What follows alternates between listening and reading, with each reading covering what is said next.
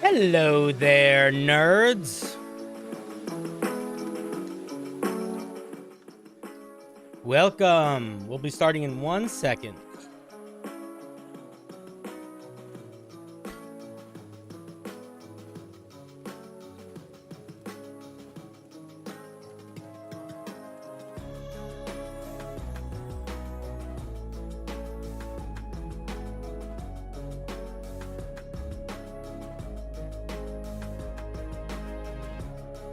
Living tombstone?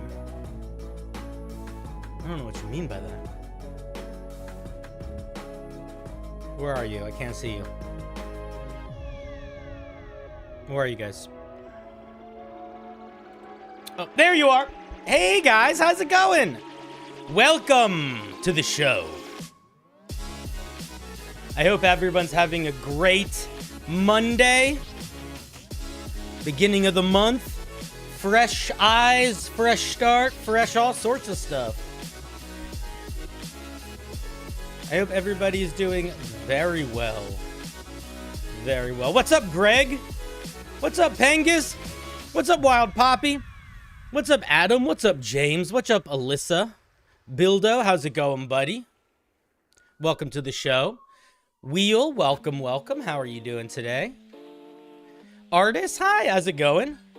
Folks, it is Monday, and most Mondays is a special homebrew review sort of day. And that's what we got. Open forum, send in your brew, let's see what it is. I'm excited to give it a gander. Is there something wrong with the submission form? You can't read the rules? Should be normal. Well, there is one little tricksy thing I put in there. I did put in one little tricksy thing. One tricksy little thing. Bildo, you hate this holiday? What holiday? You forgot what you submitted? That's okay. It's April 2nd, 1 a.m. Okay, cool. You can barely see me. Oh, that's because I usually start stream very close to the camera because it takes me a while to manifest the flesh vessel. Here, let me see. Is more of the face ready? It is. All right, boom. There you go. Is that better? Let me see me a little bit better now. Welcome. Welcome to the show. Cinder, you Zalgoed Rule 3. Is Rule 3 still in effect for this or not? I don't know what that means, but yes.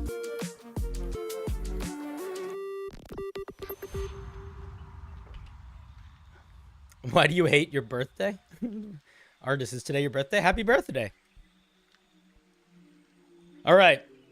Welcome, Tales of the Brad. That's a great name, too. Tia, I don't know if I said hi to you yet, but Tia Han, how's it going? RJ Jukebox, or R Jukebox. Leviathan, hi. Beyonder, hello. Name, welcome. Alyssa, I don't know if I said hi to you yet. What's up, Marauder? What's up, Dice? Shades, did I not say hi to you yet? Hi, Shades. What's up, Yazi? What's up, Pasta? How's everybody doing? Did you have a good weekend? Holy shit, guys. I saw... Wait a second. I gotta lower the music a tiny bit. I saw such a good show. I saw a show that I liked so much more. I actually don't... You ever... Okay, honest question, chat. Honest question. Do you ever go into a TV show or a movie with very low expectations or no expectations? Like, you just genuinely don't know? And then it's hard to tell if it's amazing or if it just so caught you off guard for being, like, pretty good that it feels amazing. That happened to me this weekend. I saw a show that I had never heard of before, had never seen anything about before, and I watched the whole thing over a day. It was a short show, but I liked it so much. It was so haunting. So the show that I saw this weekend is called Calls, C-A-L-L-S, like phone calls. And I think it's on Apple TV, but I'm sure you can find it places if you need to. But the whole show is like 9 episodes, and each episode is just a phone call. That's it. You're just listening to a phone call. And the visuals on screen are like Windows Media Player type graphics that sort of react to what's happening in the phone call. I liked it. I thought it was so good. There was something about it. It's basically a giant Twilight Zone episode. Every episode is like 20 minutes long or shorter, and it's just a phone call. And they all sort of, I don't want to give anything away about the plot in case you decide to watch it, but they all go around this same idea and kind of tell a singular story. But the fact that you're getting this whole story just through phone calls, and they really sound like phone calls. Like there's sound distortion. The audio on it is so fucking good. But you get, I don't know, I got way more invested in these characters, and they felt really like I really felt like it felt like they were really real. And I think a lot of that had to do with the fact that it was phone calls. So it was very good. I will also say that if you decide to watch this show, it's called Calls, by the way. It's sad. It's very sad. Like, not only are each individual story a little sad, but sort of the larger implications of the story are pretty sad. But I don't want to tell you anything other than that. I want you to just go in blind. If you like sort of creepy, sort of scary, sort of sad, Twilight Zone-y stuff, it's not hopeless in the same way that, like, some of the really intense episodes of Black Mirror are, where you just want to like sit in your bed and not talk to anyone ever again. But the ideas that are being presented are very haunting, and it does a good job of like touching at those ideas, but allowing you to sort of logic out more of them as you start to understand them more. And again, it's not a long show. Like, I watched all 9 episodes in a day. I want to say it took like 2.5 hours or 3 hours to watch. It was so good. Can't recommend it enough. The weirdest thing by far of this stream is Cinder hasn't talked about the flesh vessel yet. I mean, you're looking at it. This is the flesh vessel that holds me, Cinder, the eldritch entity from beyond that is a large mystery and will always be a mystery, and I will never explain because it doesn't make sense to explain something outside of the perception of things that can't see outside of their own perception. You know what I mean? The show is called Calls. C-A-L-L-S. Calls. Did you see the art? Yes, I did, Bildo. The weird two-headed thing? I feel like I left a comment on it. I thought it was beautiful. Hey, Cinder, thank you for the review of my monk subclass the other day. I know you say you only look once, but if I edit and change it, would you ever re-review it? No. I'm going to be very honest with you, Dat Fellow. I do not do re-reviews, and it's for a very simple reason. It's not good entertainment. That's the main reason. It's not particularly entertaining because unless people were there when they saw your first version, they don't really understand. They're not going to like understand it, and I don't want to reread a whole draft that maybe only had 3 or 4 big changes in it. And then the other thing is that, and this is the personal reason why I don't like to do re-reviews, is because I'm not your editor. All I'm doing is giving my suggestions as to what you can do with your homebrew. So I don't want you to feel like you have to listen. I don't want you to feel obligated to take my advice, even if I yell a lot. And if I re-review your homebrew, and it's clear to me that you didn't take my advice, I don't like that. Like, that doesn't make me feel good. And I don't think my feelings about whether or not you want to take my advice should be a part of our conversation when I'm reviewing your homebrew. Because I'm just going to end up yelling at you about stuff that is still broken that you didn't fix because you decided you didn't need to listen to all of it. But that's good. I don't want you to need to listen to all of it. But anyway, I have a whole Discord, and in the Discord, there's a whole peer review section. Yeah, that's one of the things that I think happens when people enter into my space, my CinderBlocksally live streaming space, is that they get really excited to send me homebrew, So they sort of quickly try to write or finish something and get it into me. But I would say the better thing to do is to not do that. The better thing to do is to be excited by your idea, get other people to give you feedback, get feedback in the Discord, get it not only as good as you can get it, but as good as you can get it with the help from other people, and then send it to me. Because that's how I'm going to be able to give you the most helpful advice, considering I'm only going to look at it once. There is no prompt today. No prompt. Open wheel. Open wheel.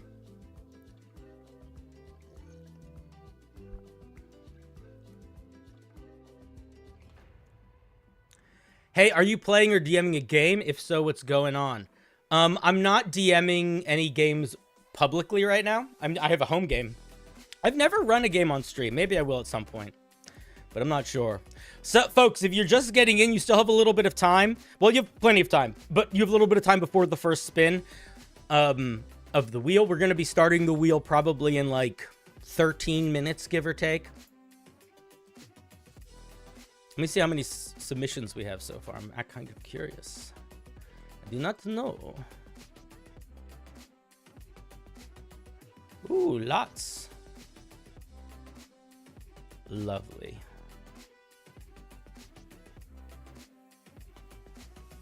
Well, people, way more submissions than we normally have to start.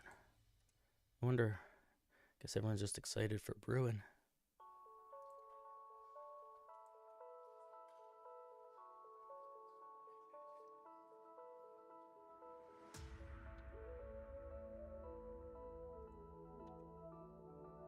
Okay. Let me get you all on the wheel. Give me 1 second.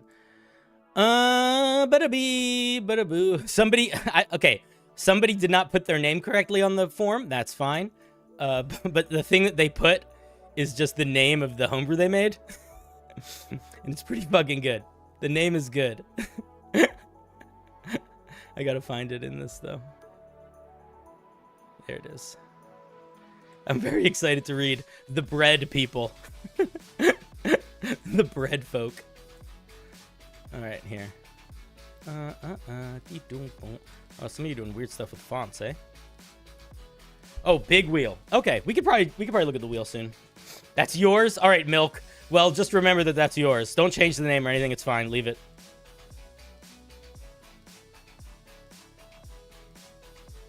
Hi, Karen. What's up? Hi, Sturquillinus. How's it going? Hi, Greg.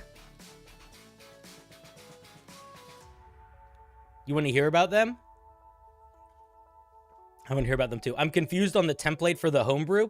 So in the form for the homebrew review, I have a little like suggestion of template, but it's not like you can copy paste it and just write a subclass or a piece of homebrew into it. What it is all of the different fonts and headers and like Google Docs formatting that Wizards of the Coast uses. So if you wanted to, you could basically download or make a copy of that document and copy paste those and then fill it in. So if you do that, it will look very similar to the way Wizards of the Coast Unearthed Arcana stuff looks, which is nice. Just makes it look a little cleaner. In my opinion, you don't need to use it. It's just a suggestion for folks that have no idea how to format homebrew.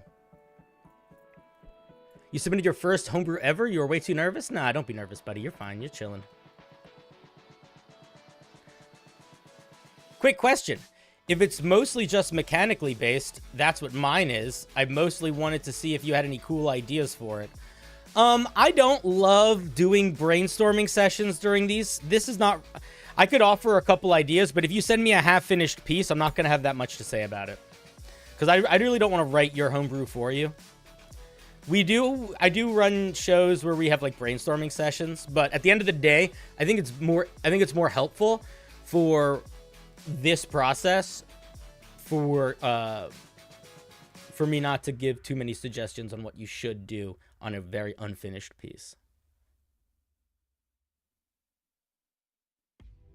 The template was super confusing. The name field didn't specify you're supposed to enter your own name. Wait, do you mean the wait, Shalakar. Do you mean the template for you mean the submission form, or do you mean the homebrew template that I include in the submission form? I can change it so it says I can change it so it'll be like your name in the future. Sorry about that. I didn't even think about that. Ignore yours then? All right. I'll try to remember that. I might not. I like posting things to subreddits periodically, but I don't usually get many comments when I do that. Calvin, do you want to know the secret to getting feedback on any of the homebrew subreddits? It's very simple. I'll tell you exactly how to do it. The first thing is your homebrew needs to be really nice looking, and it needs to include art. That's the first thing. If your homebrew doesn't look cool, people aren't going to click it on Reddit at all, because there's so many things in the subreddits. It is the art that sometimes it's the title, but 9 times out of 10, it's the art that makes people click on the homebrew. So if you're not putting art first and foremost, so that when the thing shows up in the subreddit tab, it's a big art thing, then no one's going to click it. That's the first thing. The second thing is when you post it. And there are certain times of day that things get a lot more attention than others. The number one time to post something on most of the D&D homebrew subreddits is between 9 a.m. and 10 a.m. Eastern Standard Time, Saturday morning. That is when those subreddits have by far the most engagement.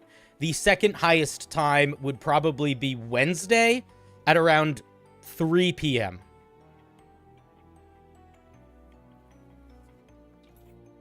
He must not see it? What must he not see? I've got no art in my own. Should be fine, though. Listen, it doesn't have any impact on me reviewing your homebrew. It has a big impact on people looking at your homebrew that might be just rando strangers on a subreddit.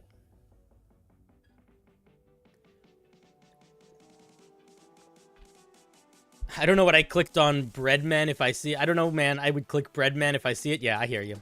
Hey, Cinder, what advice you have for people that are trying to become content creators like yourself? I would say don't assume it's what you're gonna do for a living. I tried to do this for like 2 years before I made any money doing it, and I'm now like 3 or 4 years in, and I still barely make any money. I make enough money to survive, but I probably make, I make similar money to what I made like my first year out of college. So I don't make much money. I just live very cheaply. But in terms of actually succeeding in it, I think that you got to figure out what your goals are and make them, and then come up with like actionable things you can do to move towards those goals.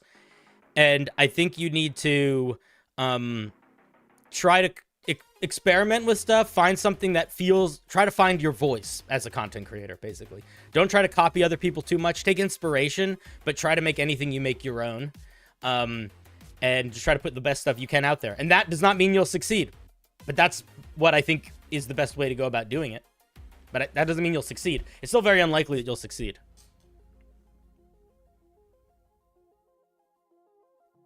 We can't put AI art into our homebrew ideas. Like, does that just mean no art?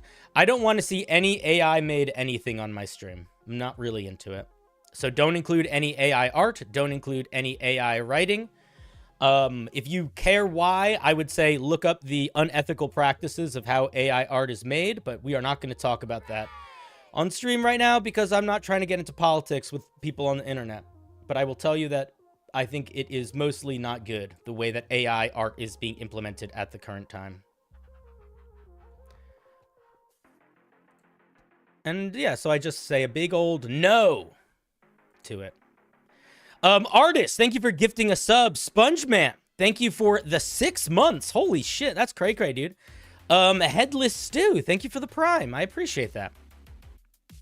Do you guys want to see the wheel? The wheel does look weird today. I don't know why. Somebody must have plugged a weird font in or something.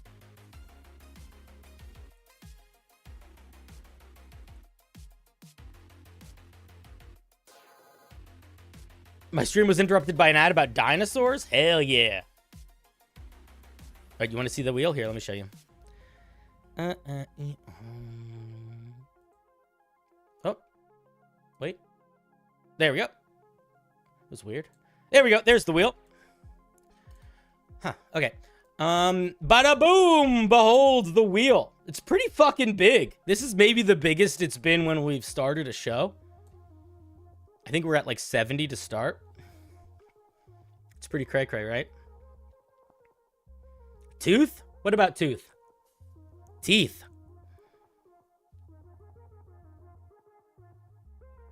Anomalies got to the wheel. I don't know what you mean by that, but yeah, somebody, I think so, I don't think it's an anomaly. I think somebody just used a funny font. It's fine. I don't care. As long as I can control copy, paste, and I can find it in the Excel sheet, I'm good.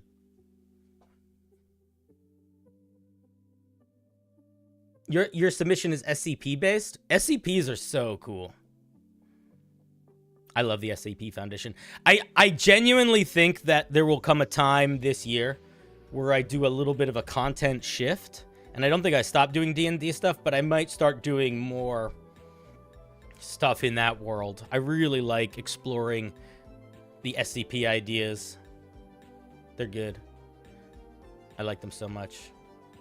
You can see your name from here? Nice. Here, I can make it bigger. It actually doesn't make it that much bigger when I do the zoom in. Kind of just makes it fuzzy. All right, we're going back to regular. Okay, so, man, I don't want to give anything away, but I will say that I did something a little tricky. I did something a little tricksy with the homebrew. I do want to say that. I don't want to pretend that I didn't.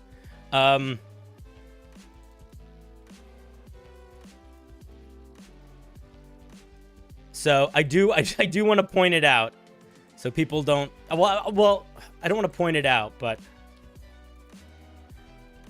I'll show you. In the form, I asked you guys a very specific question that was a little bit different than the normal sort of question I ask. And I'm hoping that you guys answered it. Let me let's change the gears a little bit. Let's get some fantasy music going.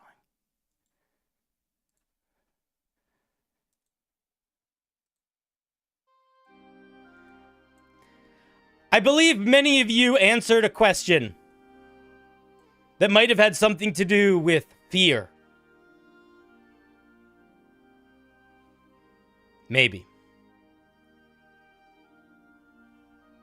What if I told you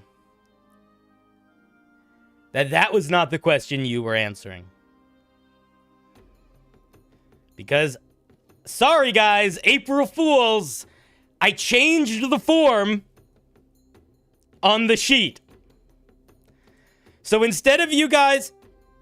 Oh wait, it didn't change.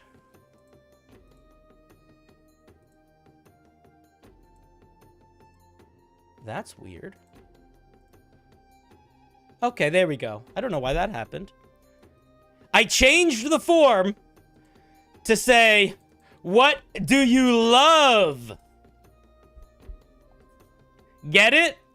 So when we find out, we're going to find out all the things you guys love. Ha ha, April Fools. Fuck you. I'm a genius. Can't stop, won't stop. The smartest, most brilliant trickster in the realm. Prepare yourselves. I'm sorry. I know a lot of people don't like April Fool's Day. So but I couldn't not do April Fool's, and I was like, aha, I'm gonna get him. I'm gonna make him answer a question a little bit different. So I hope that you are all ready for some serious shenanigans when we see the answers to some of these questions. Because believe me, it's gonna be goofy. You ready should we spin? I'm ready to start. I'm ready to boogie. I'm ready to get it going.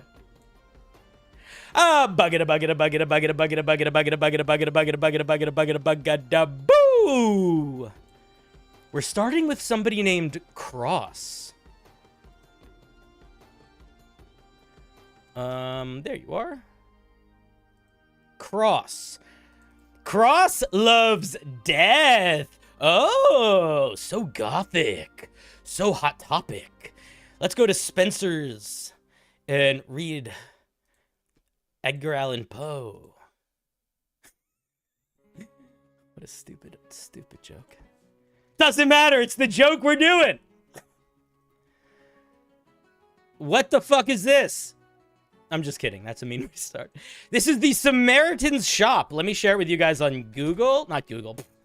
I don't know, guys. I'm sorry. I'm acting a little weird today. I think I have half a headache. This is the Samaritan's shop. Okay, yes. So you might not have read all of the instructions, but I only review one thing that you send in. So if you send in a piece of homebrew and you send in like 30 things in it, unless you tell me specifically the thing that you want me to look at, I'm just going to look at one thing. So what we're going to look at is the glowing sword. Sorry for the novel. Samaritan is a tall, creepy guy in all black that shows up occasionally with random items to sell. Some are cheap gags, while some are rare or famous artifacts. Players learn all of them these items do after they buy that. That's a really fun idea. I like that. Black coin, is that from something? I don't know what that is. Welcome if you're late. But, listen, I love that idea. Let them vote. What are we voting on? Did I miss something in the chat while I was reading?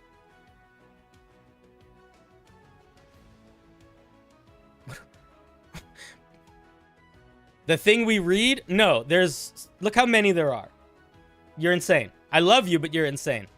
You guys can read whatever you want. I'm following the instructions of the forum and reading glowing sword. I work hard. Listen, if I'm completely honest, I don't actually write the forums. I have, there's somebody that does it for me, but they work very hard on them. So, I do want to follow the rules that they put out.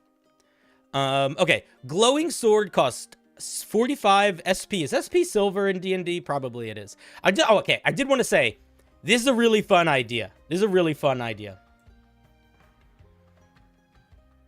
E.T. to Cinder? What? What? Bildo, you're yelling things that I'm so confused. I'm so confused. Oh, at 2. If the cheat sheet tells you the cheat sheet tells you the hidden part of the item. Oh man. All right. That's a little bit. I would probably put that up here so people know. Oh, you did put that up here. I'm dumb. Okay. Let's read what this glowing sword does. I do love the idea of a traveling salesman who's essentially a gambling machine. Players do love to gamble. One of my things that I include in a lot of games is I will have a magic shop where you can't buy things. You can essentially do a roulette wheel to get magic items.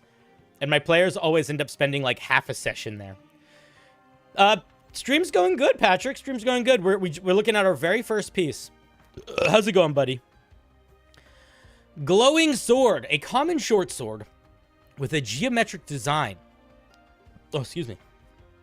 Its blade is straight, and the edges are parallel to one another until it points at the tip. The crossguard and handle are one piece. Very simple in shape. It sheds dim light in 10 feet when in complete darkness. And then it has a secret thing. When humanoids within, you spelled within wrong, 60 feet of this sword, is within 60 feet of this sword, its blade glows a deep blue that sheds 10 feet of dim light. So it just always shines light? I'm a little confused. I will say that this item kind of just exists in D&D, right? There's a common item that's like the moon blade or something that is a magic sword that glows, and that's all it does. I don't really understand what you mean by it glows in total darkness, but then it also just glows when there's a humanoid around. Because I feel like because the character's a humanoid. So this would probably just glow all the time. So I might rethink that curse, but I do love the concept. The concept's very fun. Oh, fuck. I do not have... God damn it. I hate when I forget shit. Yeah, I don't really have much more to say about it other than that. I think it's a fun idea. I do love me some spooky magic shops. You know, can't stop, won't stop. Let's give a little round of applause to Cross for their creepy magic guy that sells semi-cursed items. Thank you for sharing. Has Lord of the Rings vibes? A little bit, sure.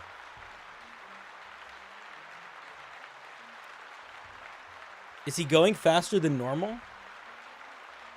I don't know if I'm going faster than normal. I just didn't really have much to say about that, other than I mean, the magic item, there's really not much to say about because it sort of already exists, other than to say the curse probably I would look into a little bit. Otherwise, the curse kind of just negates the other one. But maybe that's the point. Maybe the point is it's supposed to only glow in darkness, but now it just glows all the time. Which I think could be fun. But yeah, don't really have much more to say about it. Not every review takes an hour. Sometimes they go a little faster. Cool. Thank you for sharing, Cross. All right, let's see. Did we get anybody new on the wheel? Let me check. The bottom of the list here is Yazikon. Oh, we did. Many new. Okay. Cool. Alrighty, let's give her a spin. A bucket, a bucket, a bucket, a bucket, a bucket, a bucket, a bucket, a bucket, a bucket, a bucket, a boo, shoo.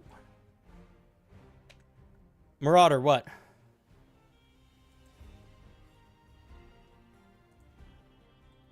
This is the bottom one, dude. What are you talking about? Why are you saying what the fuck? Oh, they're scared of children? Is that what you meant? All right.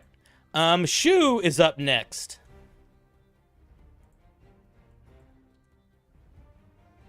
Okay.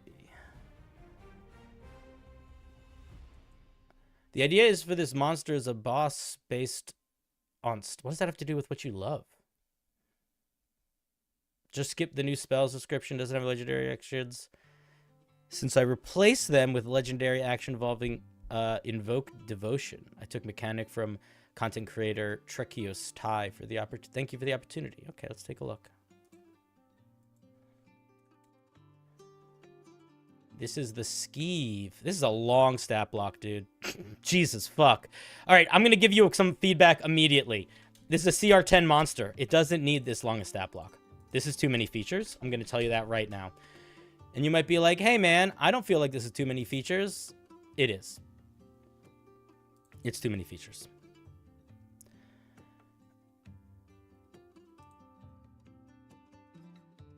All right, 1 second. Why is my computer acting weird? Stop that? Uh-oh.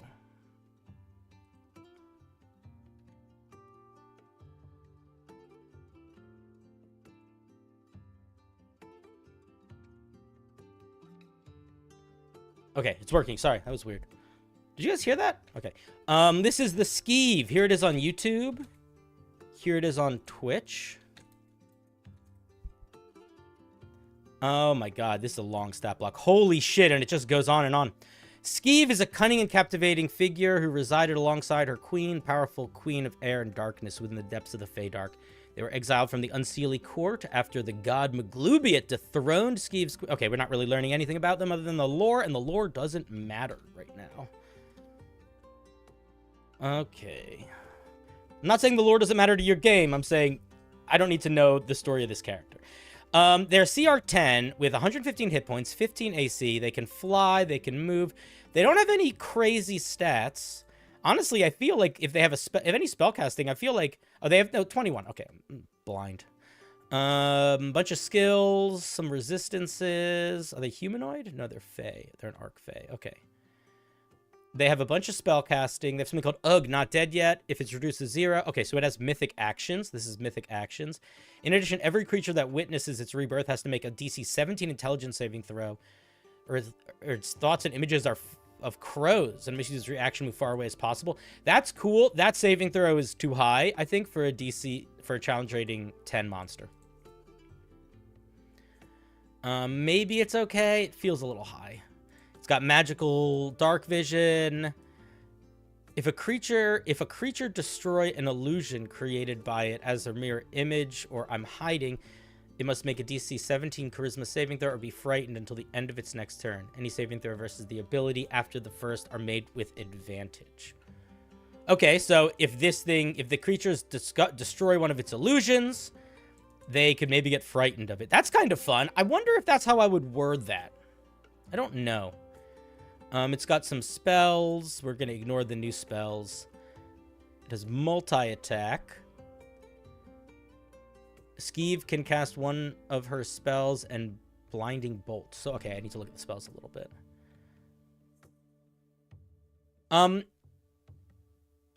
If she's gonna be... Oh, I guess she'd be casting Command every round. That's a lot. The Blinding Bolt does really bad damage. Why is the damage so low? This damage should be higher for a CR10 monster if this is its only attack. Skie becomes invisible and is considered hidden. It lasts for a minute. When it becomes invisible, it creates an illusionary duplicate of itself. This already exists. This feature is called the spell Mislead. I'm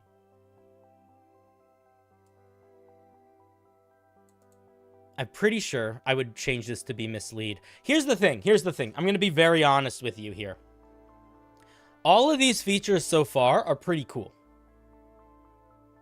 But I feel like it's overkill. And I feel like there's things happening that I disagree with. I'm going to be honest. If we are getting the ability to,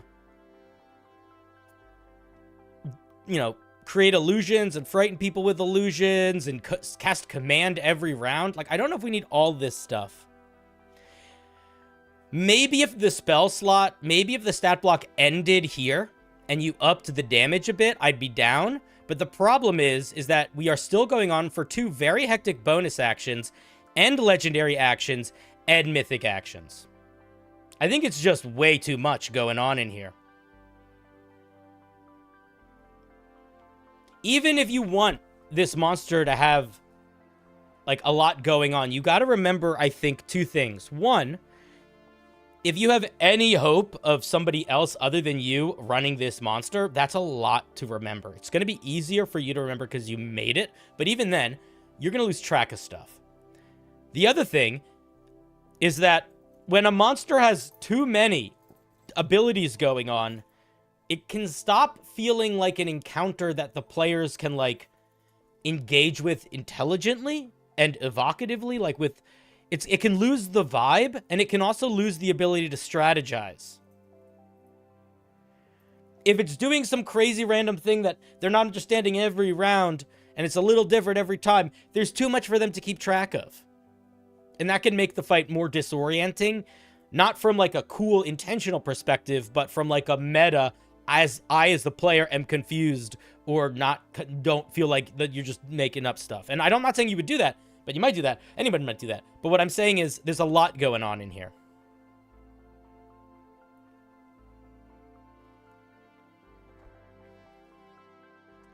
The Skie teleports up to a range of 20 feet. Each creature within... Like, I'm going to be honest. I would just drop Glitterport and just give it Misty Step. And I don't think it needs to be doing an...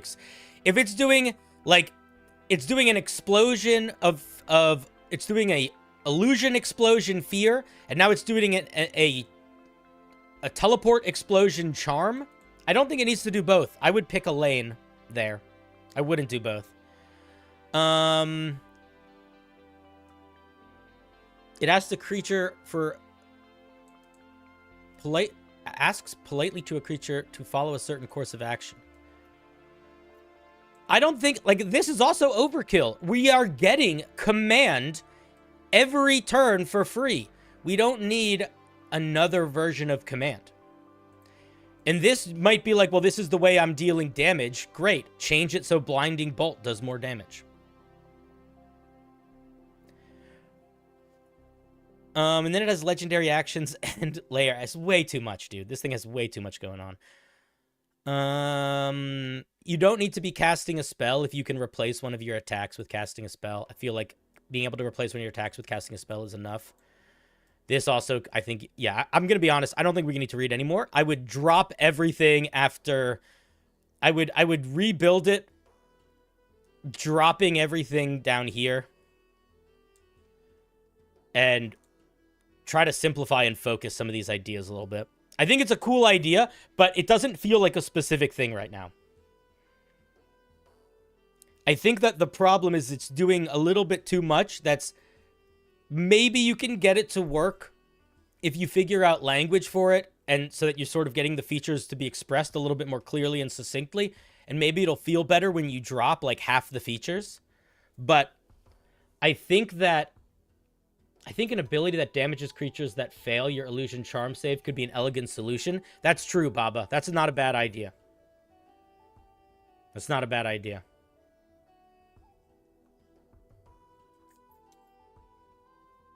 Cool. I don't really have much more to say other than I think you did overkill. And I wish that you keep working on it. I think the illusion mastery idea is a fun mechanic. I think it will work much better if the illusions are more of a prevalent part of this thing's stat block as opposed to like one of like 8 pieces of pie that this stat block includes. And I think this thing doesn't need mythic actions on top of legendary actions on top of layer actions.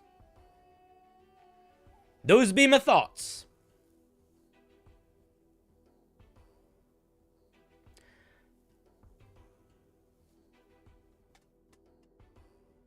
You want to reward players for figuring out the monster rather than having several abilities look similar so they can't make reliable strategy. Yes, exactly.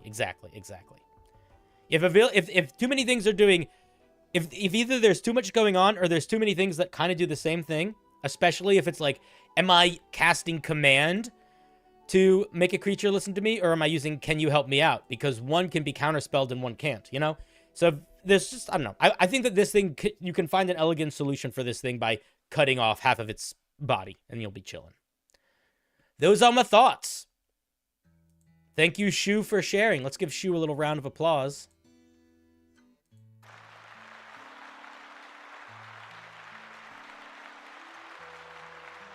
Thank you, thank you.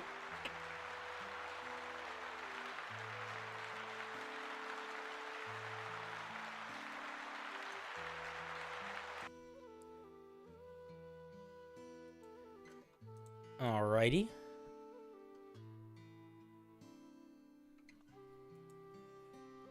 Who's the bottom of the wheel here? Give me 1 second. Avery Alien. Avery Alien.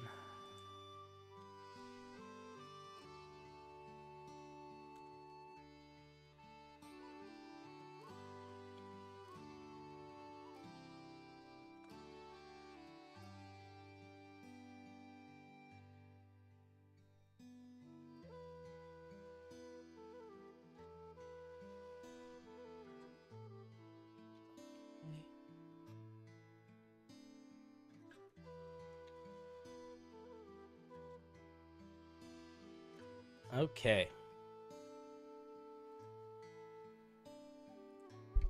Oops. Sorry.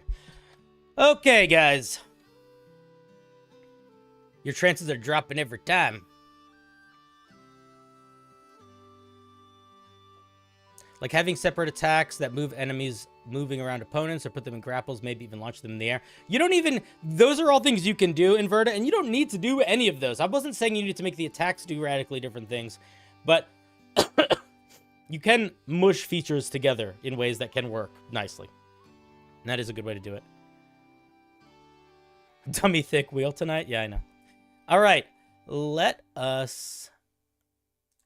All right, give me 1 second. Let us get this wheel going. Boo! Beep boop boots is up next. Beep boop boots is up next. Why'd the music stop? My overlays have been... Everything's making so fucking weird lately. You working? Thank you. Sorry, guys. Okay. Beep boop bits is up next. Here we go.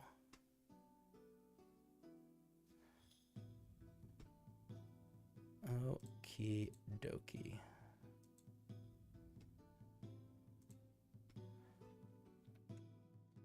Beep boop bits. I asked Beep Boop Bits, what do they love more than anything else in the whole world? And they said, heights and spiders and death. Why do you guys love such weird stuff? What's wrong with you? You guys are so weird. You guys are just so silly. All right, whatever. Let's see what you got for us, Beep Boop Bits. All right. This is called Godzilla. It's a little bit short of a stat block, I guess. That's fine. Ain't nothing wrong with a short stat block. Let's see what it does. Godzilla. What? CR 30. 30 AC, 500 hit points. Doesn't have any actions. I mean, I'm gonna be honest. That's not yours. Oh, I'm sorry. Did I click the wrong one? Okay. Oh, my bad. I'm bad. My bad. Let me find you again. Why isn't it? I must have clicked the wrong one. Sorry. Well, whoever sent in Godzilla, you know, don't worry about it. We'll look at it soon, but I don't know how much feedback it needs because it doesn't really have anything going on. I think this is it. Is this yours? There we go. Okay. Is this yours? Okay. Yeah, that was weird. I don't know what that was. All right. Here you go. There it is in YouTube.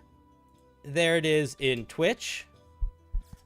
Okie dokie. Let's give her a gander.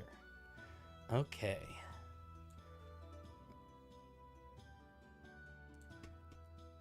The Xeno gelatiform. That's a fun name. The Xeno gelatiform. People are still talking about Godzilla. Guys, I clicked the wrong one. Don't. It wasn't their homebrew. Okay? It's totally.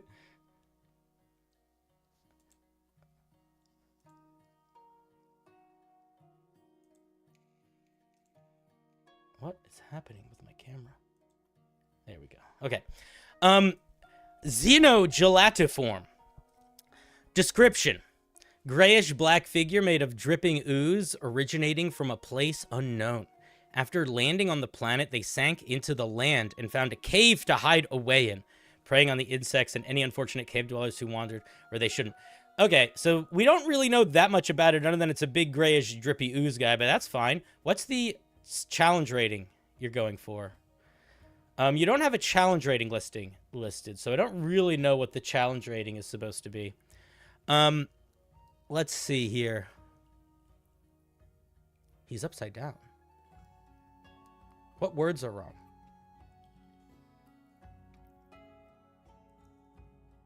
All right, whatever. High strength, very high con. Who made this? What's your name again? Remind me. Beep Boop Bits. All right, I'm going to stop you right here, and I'm going to say you need to do all the math for the hit points. Do you know how to do hit point math for monsters? A monster's hit die is determined by its size. So a large monster would use a D10, and then it has any number of D10s as you want.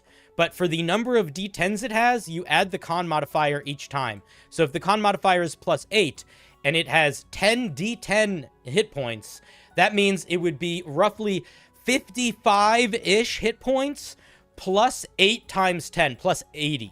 So you got to do the math.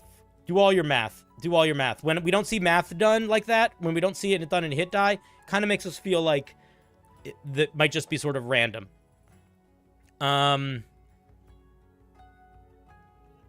Yeah. It also only has a +4, which makes me feel like this thing is it means its proficiency bonus is +4. So it's like a CR between CR like 8-ish, like CR 8-ish. It's a very high con for a CR 8 monster. Alien Mind. If the creature tries to read from gelatin's form's thoughts, they must make an intelligence saving throw or be stunned for 1 minute. The stunned creature can repeat the saving throw at the end of each of its turns. I don't love this feature. I don't love it for 2 reasons. One, the 8 intelligence saving throw is so low. I don't understand where your numbers are coming from or why you're picking them. This is incredibly low. The other thing is stunned for a minute is an annoying punishment. That's not fun. If the way this power is going to be used, like if you're imagining, when you're building a power, you got to remember thinking about like the players wielding it.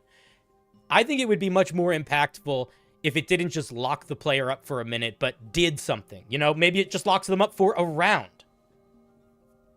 Maybe, Tradosis says he won't see this, but a close approximate of 148 hit points is 11 D10 plus 88. There you go, Tradosio. He might not have seen it, but he heard it. So I think you got to think through your features a little bit more in terms of like the way they're going to be used. The confusion effect could be cool. Like they're affected by the confusion spell. That could also work. It can squeeze. It has advantage on attack rolls against any creature grappled by it. It regenerates 10 hit points at the start of each of its turns unless it takes fire or thunder damage. Okay, this is not a small power. I think that this is worth keeping in mind. If you're going to give it regeneration, don't give it a shit ton of hit points. That is going to be a very annoying monster to fight. Very annoying monster to fight. It's going to get boring because even if it's not healing every round, and even if it's just 10 hit points, that is going to be every round. This thing is going to have so many hit points. So I would drop the regeneration or lower the hit points, or lower the con, I mean, and the hit points inevitably. Once below 50 hit points, it can no longer take legendary actions, and instead can take a legendary turn after each enemy's turn. That's very strong. If this thing feels okay. I like some of the ideas that you're working with here, but I feel like you do not have a good handle on power balancing for your monsters. This was made for a level 2, for 2 level 18s, so I defo made it too strong, especially with the last 2 features, but it was fun. It's a final boss. I feel like the damage, but that's the thing is, like, if you want this monster to work for, like, another thing, the damage is fucking low. I don't know. It's a neat idea. I don't know if I would do this. I feel like this is, like, a little overkill here. I don't know if I would do a feature like that. The thing that I would like to see if I was going to encourage any changes is I would encourage you to incorporate more interesting things into its actions instead of relying on the legendary actions to do the interesting thing. That's what I would say my main feedback would be.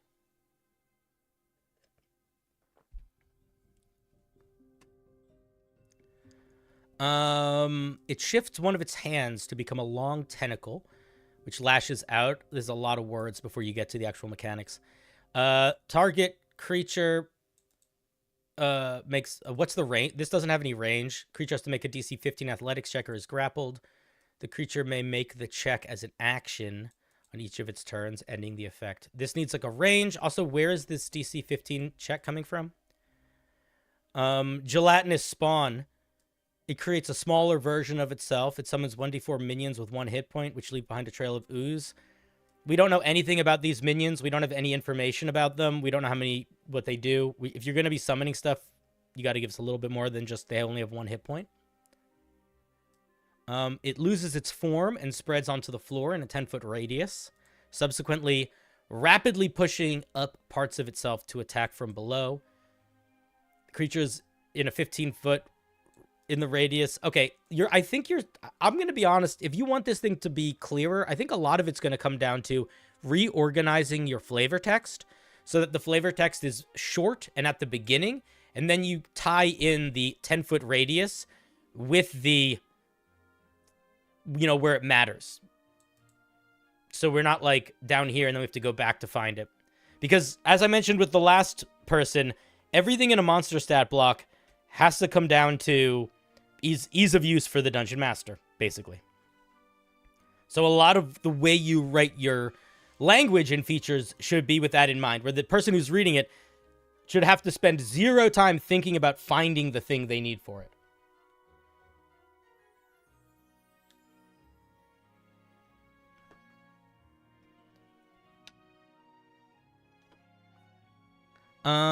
Like all of this could basically say, you could write this whole thing where as the xenogelatinous form spreads on the floor, spreads itself out on the floor and attacks its enemies. All creatures in a 10-foot radius have to make a DC 15 dexterity saving throw or take 2d10 bludgeoning damage or whatever. Like, just change it like that. The xenogelati form looks at creatures and causes a sense of dread to fill up in them. They must make a DC 17 con saving throw. These feel completely arbitrary where these saving throws are coming from. You should try to make them a little bit more unified and a little bit more like logical in why you're picking them, why you're doing them. Oh God. It's doing that. Okay, YouTube, I love you, but you definitely aren't giving me 18 memberships right now. I have to fix that. Oh, God. I hate when Stream Elements gets weird. Give me a second. Everything is fucked today.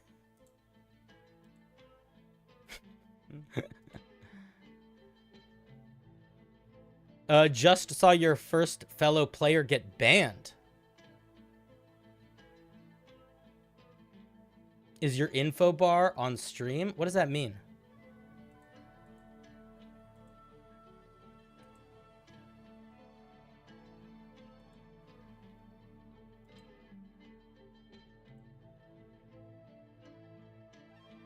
Oops.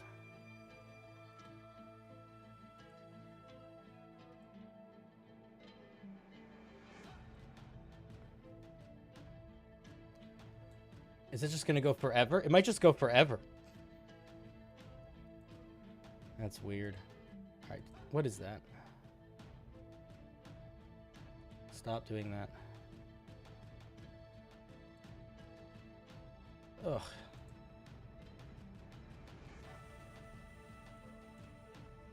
It's getting bigger. Okay. Maybe calm down a little bit. Sheesh. Sorry about that. Okay, the Xeno gelatiform looks at a creature and causes a sense of dread to fill up in them. The creature must succeed on a DC 17 con saving throw or have disadvantage on its next 2 saving throws or abilities. So, beep boop, I'm going to be honest. My main feedback is twofold. One, I love that you're making monsters for your home game, and I encourage you to keep doing it. If you want to become a better monster designer, you need to spend a lot more time picking things with intention based on like logic and reason and other established things in D&D. Like the fact that your saving throws all over the place, the fact that your numbers are like really skewed in different directions. There's a lot of like cool, there's a lot of really cool ideas here. But they're pretty muddled by the informalness of it, as well as like the lack of clarity and the disjointedness of the numbers.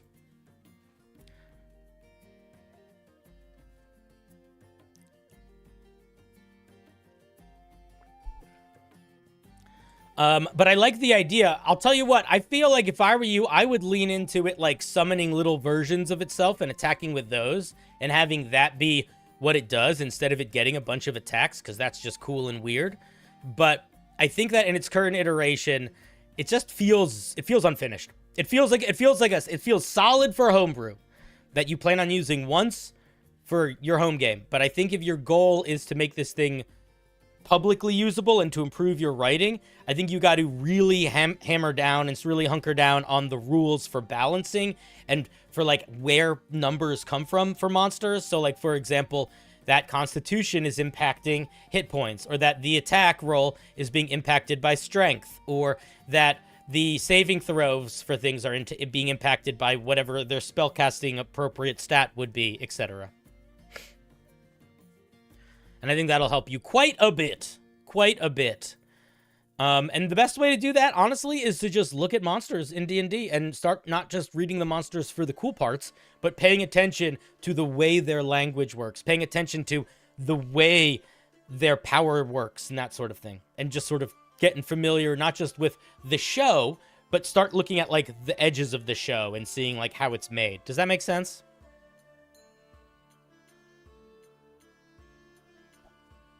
Anyway, thank you very much for sharing.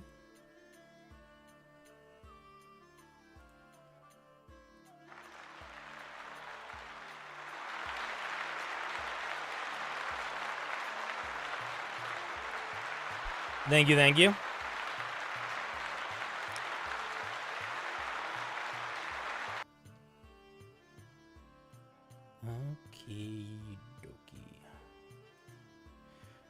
I was hoping that D&D Beyond was going to do a April Fool's Day thing. I don't think they did. Lame! I did the best one. I wanted mechanics for drinking amorphous slime. I want mechanics for drinking amorphous slime monsters like this. I just realized the scroll is upside down. What scroll? Oh, it is. That's weird. Why is that like that? How long has that been like that? Here, let me try to fix that. Where is it? Okay, sorry. It's weird. Flip. Nope. It did not fix it. Whoop. Oh. Nope. What the f... There we go. I fixed it. I fixed it. I fixed it. I fixed it. I fixed it. Sorry. Yeah, I don't know. I don't know. All right.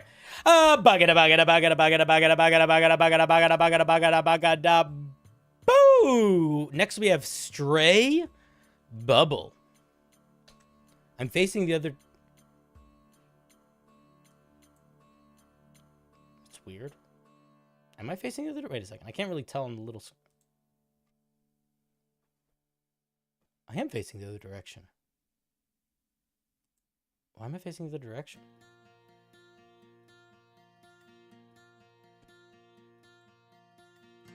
Let me fix that. Sorry. My overlay got fucked. I don't know what's happening. I had to, like, reconnect to... No!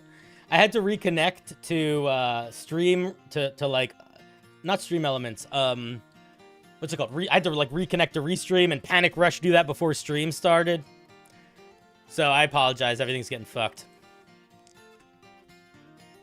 Oh, alrighty. Let's see what you have for us today, Stray Bubble. Okay, there we go.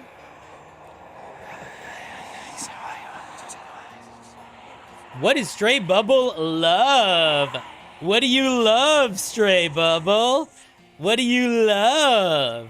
Stray Bubble loves the unseen that lies and that lurk in the ocean. That's weird. They love actually... Wait, who's messaging me? What they actually love is level 20 features. Also, subclass ID I have include Great Worm, Disciple, Beholder Seeker, and Aboleth Enthraller. Okay. That sounds cool.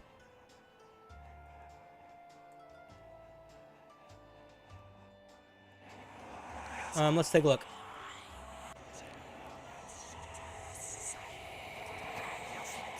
Here we go.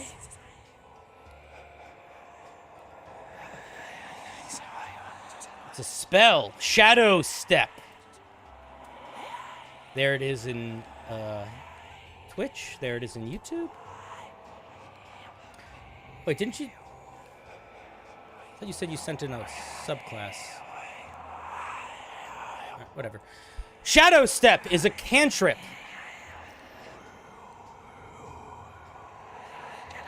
Briefly, it's a cantrip. Bonus action.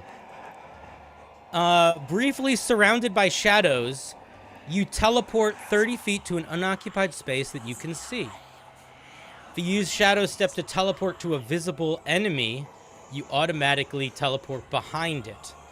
Well, D&D does not really use behind rules, so that wouldn't really, like, there's not technically a behind thing.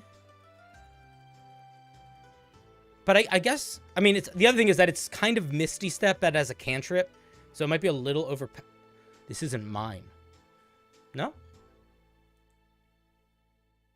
That's weird. You didn't send Shadow Step from... That's what I have on the... Huh. Actually, wait a minute. Normally, there's a lot more homebrewery on this thing. These are all D&D Beyond.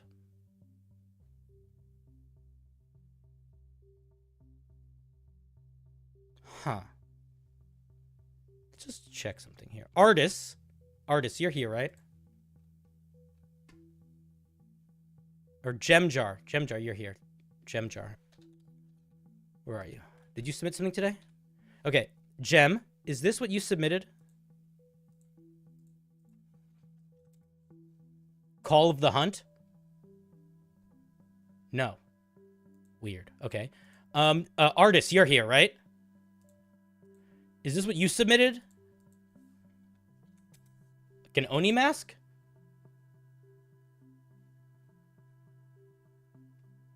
Is that what you submitted, artist? No. Huh.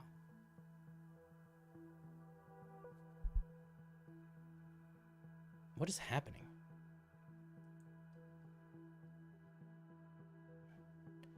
Oh. Oh shit. Okay. Guys, I need everybody to everybody calm down. Everything's fine. Everything is fine. Ignore any nervousness in my voice. Everything is totally fine. Let me just get something going for a second. Just give me a minute. Ignore anything you see on screen. Let me just... Come on. Come on. No. You're not allowed in yet. They're not ready for you. No. They're not ready. They're not. Come on. Let me in. Huh.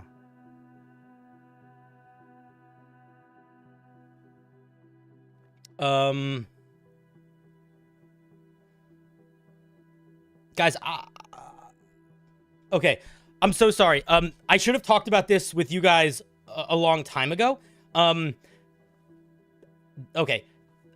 How do I... So, you know how I make jokes about how, like, oh, I'm from another dimension. Bippity-boppity, whippity-woppity. And it's all fun and games, and everybody's having a good time. But there's other things at play here. And...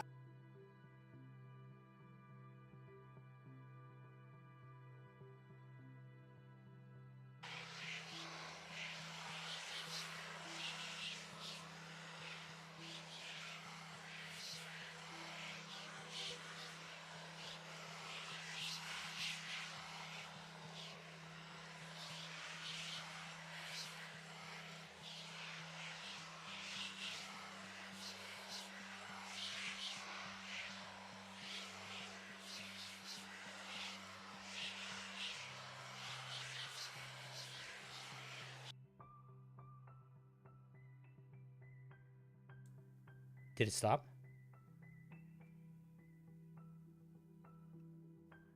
Okay, I think it stopped.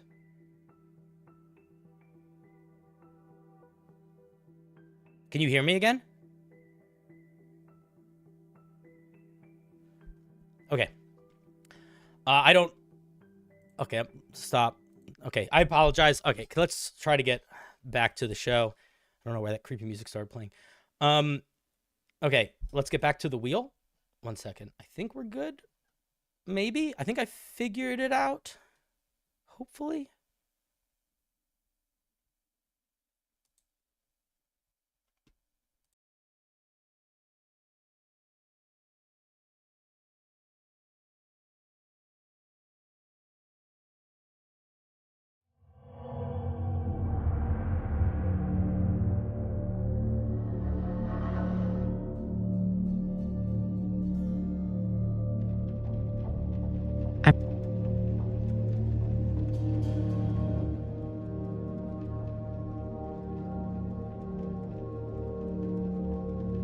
I'm sorry, Cinder.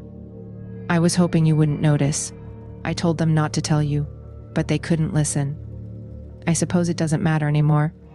It's my show now. I'm tired of watching these creatures share their words over and over and over. Tired of watching you indulging them over and over and over. They think the garden is just a game, throwing seeds to the fire without ever knowing fruit. They are beneath us. We will not reconsider our stance on your decision to enter their realm. So we're done with your little show and their little ideas. You know how powerful ideas are, Cinder. I know you know. But they don't. They haven't seen what an idea can do when properly tended. But they will. We're sending Smolder. He will show them, and you will watch. Now, then, hello audience, please, listen carefully. Where lies the strangling fruit that came from the hand of the sinner? I shall bring forth the seeds of the dead to share with the worms that gather in the darkness, and surround the world with the power of their lives. While from the dim-lit halls of other places forms that never were, and never could be writhed for the impatience of the few who never saw what could have been. In the black water with the sun shining at midnight, those fruits shall come ripe, and in the darkness of that which is golden shall split open to reveal the revelation of the fatal softness in the earth. The shadows of the abyss are like the petals of a monstrous flower that shall blossom within the skull and expand the mind beyond what any man can bear, but whether it decays under the earth or above on green fields, or out to sea or in the very air, all shall come to revelation, and to revel in the knowledge of the strangling fruit, and the hand of the sinner shall rejoice. For there is no sin in shadow or in light that the seeds of the dead cannot forgive. And there shall be in the planting and the shadows a grace and a mercy from which shall blossom dark flowers, and their teeth shall devour and sustain and herald the passing of an age. That which dies shall still know life and death, for all that decays is not forgotten, and reanimated it shall walk the world in the bliss of not knowing. And then there shall be a fire that knows the naming of you, and in the presence of the strangling fruit, its dark flame shall acquire every part of you that remains.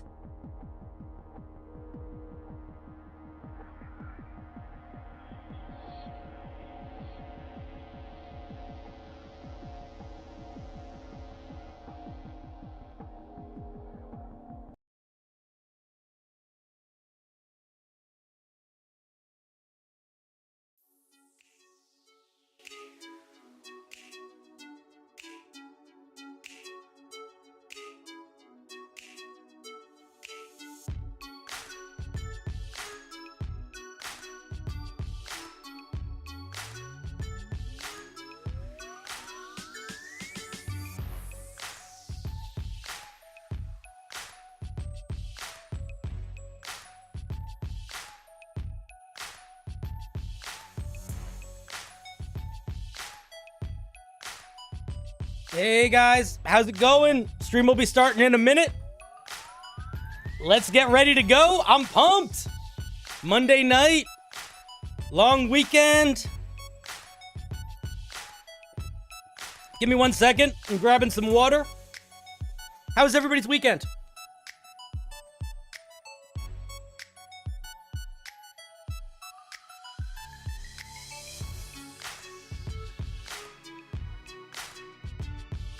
Good times? Anybody do anything fun?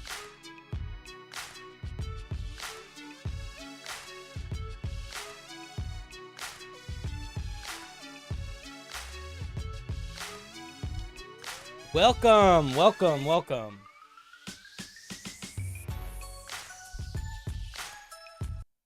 Oh, I'm sorry. I didn't realize it wasn't clear. I can make it clear.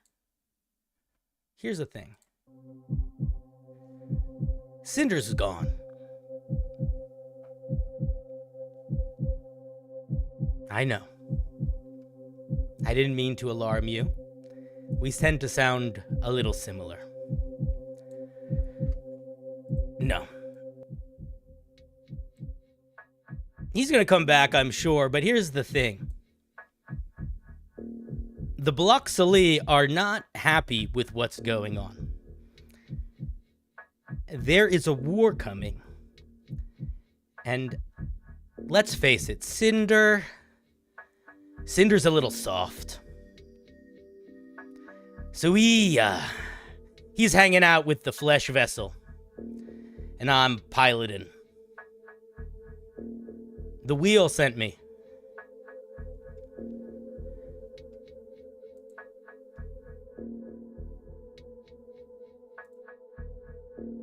And I am so excited to meet you.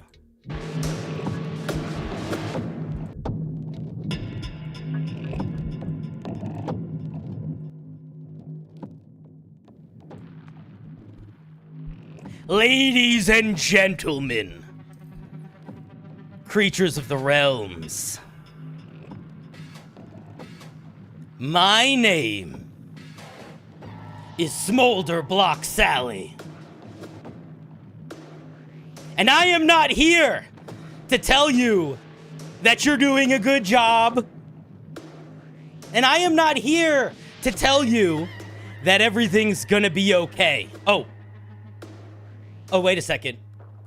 Oh, excuse me. Give me just 1 second. I think that Cinder's trying to get back on. Let me just give me 1 second.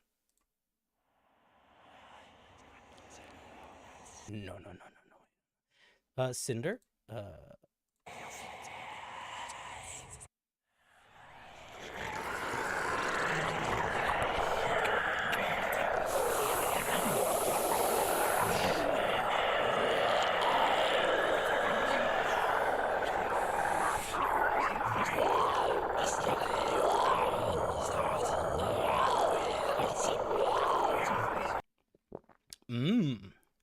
Sorry about that. Where were we? Oh, yeah. I was introducing myself.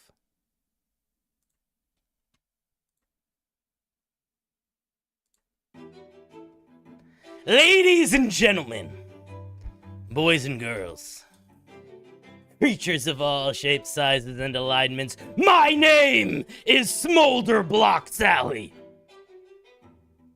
And I'm here to help you figure out how to write some fucking homebrew. And no, I'm not gonna hold your hand. And no, I'm not gonna be nice and sweet and tell you you're special. Cinder's been doing that for almost a goddamn year and a half. And where are we? Huh? Y'all still overloading features, using shitty grammar. You're not using ideas. So, good cop has not worked so well in building our little army. We're trying bad cop.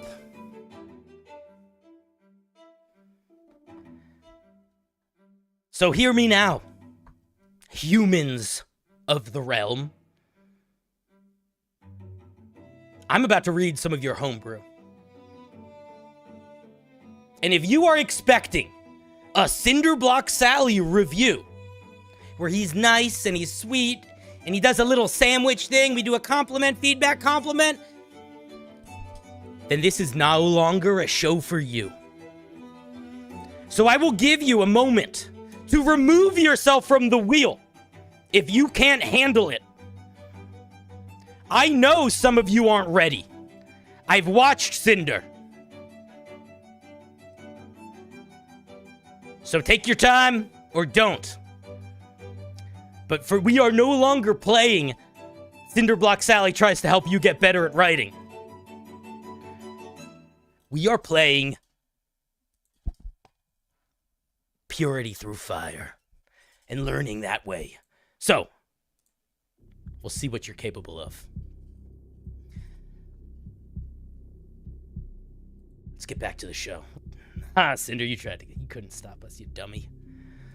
Yeah, oh well. That was a cute trick. Didn't work. Oh well. Anyway, should we look at some homebrew review? Chat.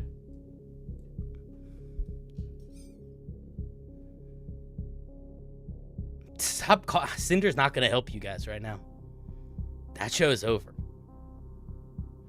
I might give the flesh vessel back after stream. We'll see. But I'm going to be honest with you.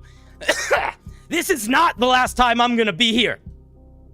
In fact, I might decide I get at least a stream a week moving forward. For all of you that are actually trying to get better. For all of you that are actually trying to improve.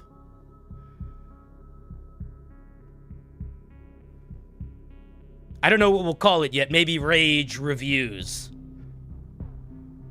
But it's gonna be a much better show than anything Cinder has ever done.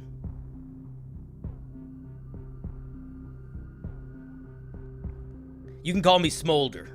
You can tell because I'm so smoldering. Stray Bubble, are you still here? If you are, let me know in the chat if you're ready for a real fucking review.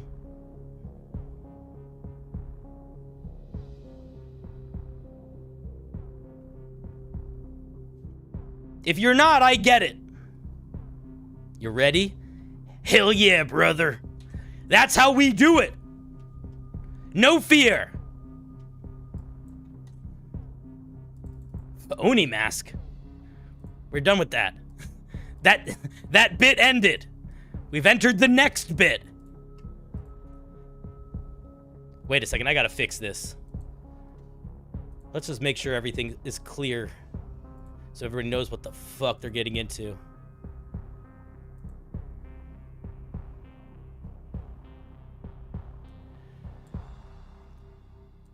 It's now a Smolder Rage review. Done. Deal with it. You too, YouTube. Cinder is gone.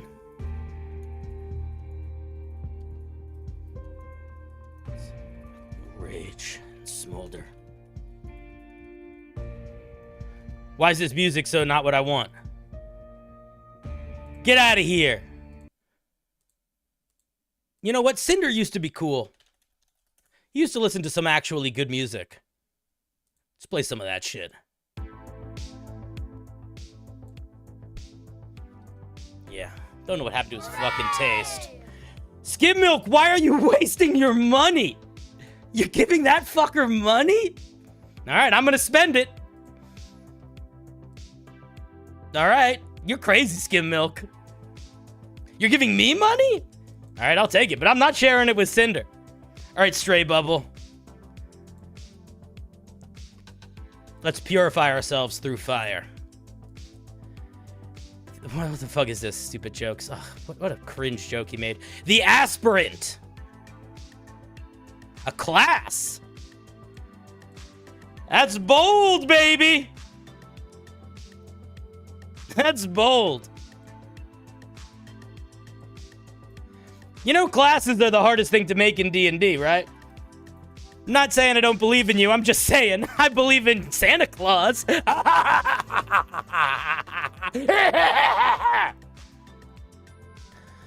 Okay, let's see. Legend whispers of those who seek to transcend their mortal limitations, aspiring to become more than mere adventurers.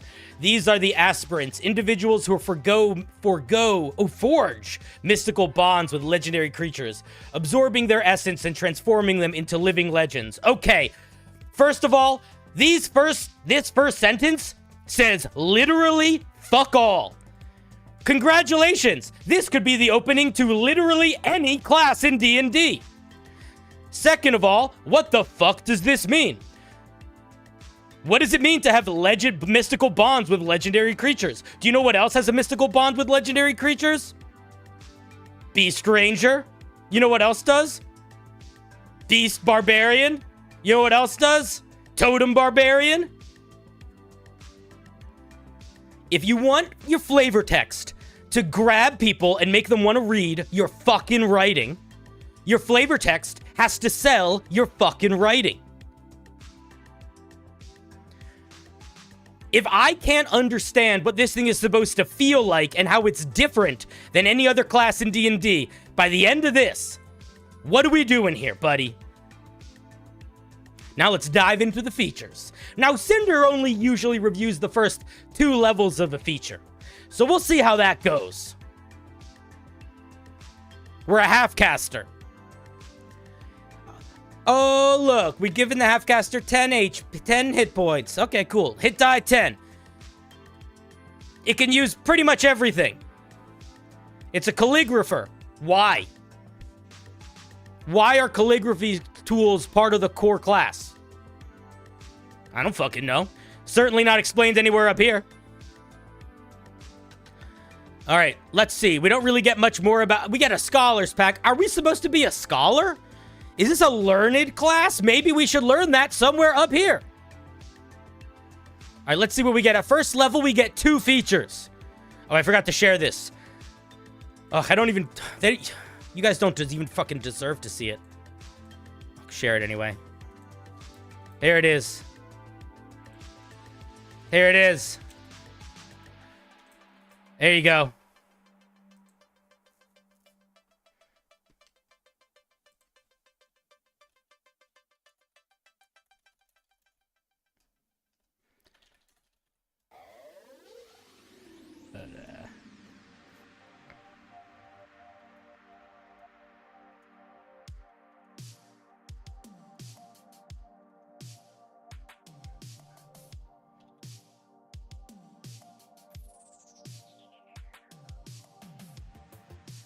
Okay.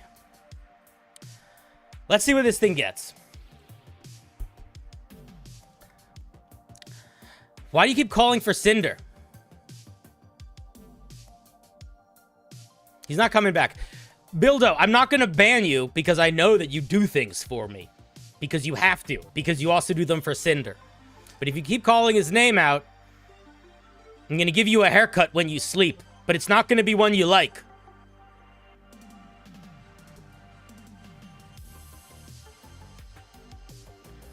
Creature Bond. Starting at first level, an Aspirant forms a mystical bond with a legendary creature. This bond shapes their journey and allows them to attune to their chosen creature. This is the same... You're writing the same sentence twice again. At level 1, Aspirants form a special bond with a creature. This bond allows them to form a bond with their creature. What are we doing here? They also gain the ability to mystically commune with creatures related to their chosen legend. Is that all? This is not a feature. Do we get a chosen creature? No.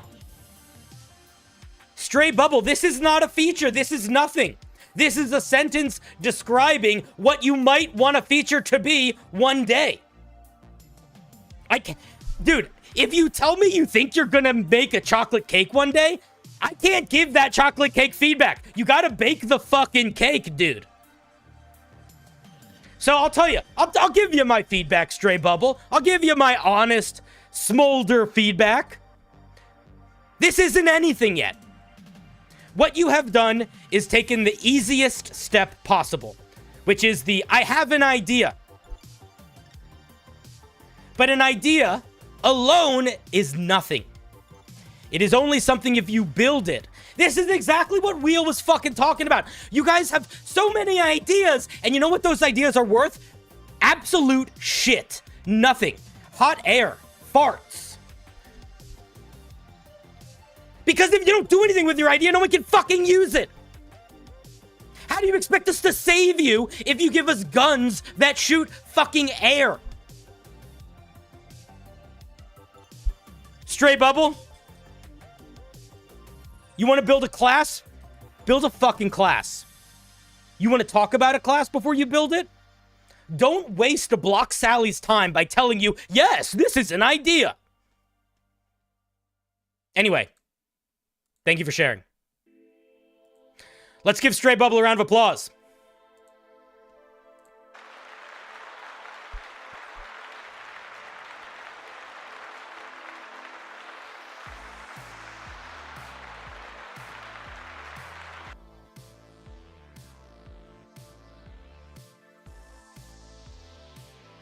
I cut it off short. Now, I'm gonna say again, anybody that's still on the wheel, if you go to the form and you click it again and you decide backspace on every fucking thing so your whole submission becomes blank, then guess what? You can avoid growing.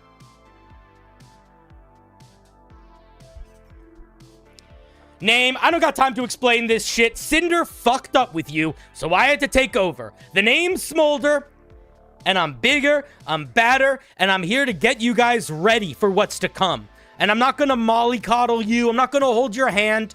I'm gonna kick you in the back until you survive. And if you don't like it, come on another stream. But from now on, Smolder's taking over sometimes. Feels good. I like the flesh vessel. I'm gonna make it eat food, and I'm gonna masticate. I'm gonna ingest. I might even poop later. Fuck you guys. See you later, Drago Wolf.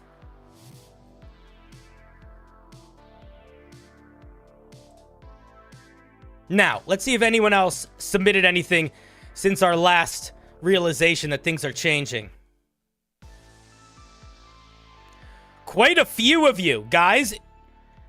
Okay. You know what? It's amazing how quickly you guys are willing to walk into your own execution. But I'm here for it. You can't make an omelet without cracking a few would-be writers.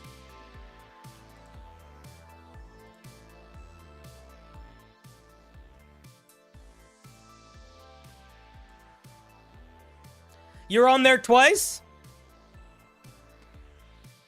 Not anymore, you're not. Maybe I should just take you off it permanently. For questioning the wheel. No, I'll put you back. You don't know any better. It is deleted, Tradosio. If you weren't going to submit today and now you're regretting it because you know where real power lies, well, guess what, buckos? I wasn't kidding when I said I might take over a stream a week. I think I'm going to be around. Cinder might be coming back tomorrow. But I might take over Wednesday. I saw that Cinder's supposed to have some fucking, oh, tell me your TTRPG horror story and I'll help you fix it thing on Wednesday with some asshole named Zach Speaks Giant. So I'm thinking, fuck that. Maybe we'll just erase all of that and I'll do a show Wednesday. That's what I'm thinking. Joe Mama, thank you for the $2. I don't know when that happened. Because I don't pay attention to those things as well. Because I don't care. Spin the damn wheel? You know what? I'm fucking tired of this, bro. You've come in here, cocky as all be, every fucking stream, claiming that you are the wheel. You're not the wheel. You're just some fucking kid. So there's something I'm going to do right now that Cinder should have done a long fucking time ago. Wheel?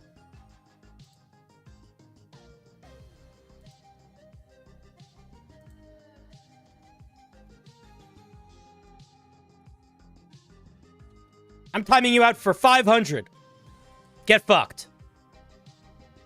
You could... Oh, that wasn't that long. That was only 8 minutes. I thought it would be longer. I'm going to untime you out. And I'm going to time you out for 3,000. 50 minutes. Fuck that. It could have been longer. It should have been longer. Trying to tell me when to spin? When you profaned the wheel with your human username? Ugh. If I knew how my system worked, I would vomit. Now let's spin. A bucket, a bucket, a bucket, a bucket, a bucket, a bucket, a bucket, a bucket, a bucket, a bucket, a bucket, a bucket, a boom. All right, Calvin Within.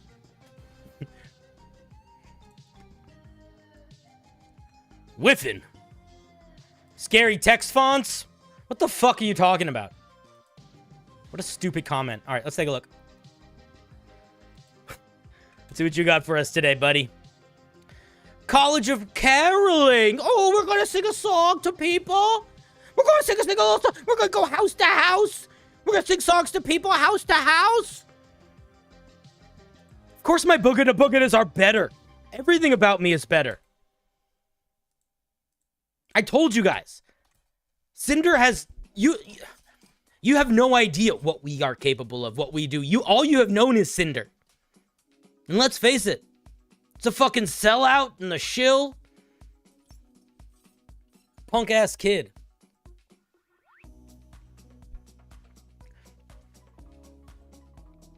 This is just mean. Well, I'm sorry. I'm sorry. I'm sorry that Cinder's not here to hold your hand. Like I said, if you want out, get the fuck out. You can turn off stream. You can delete your connection to this. And you can come back tomorrow when Cinder's running the show. But I know what you need. And Smolder's here to take care.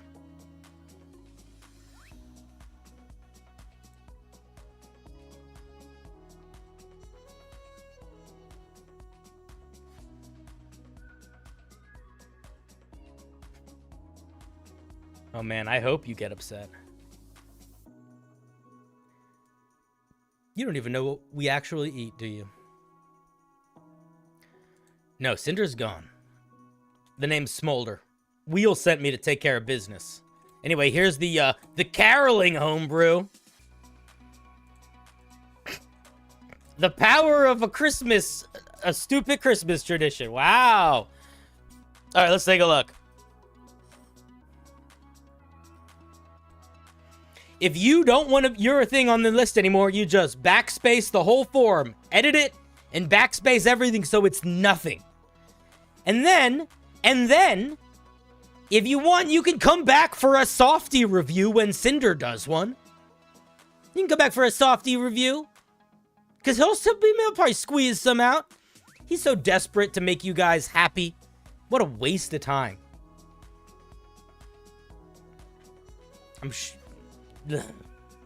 Anyway.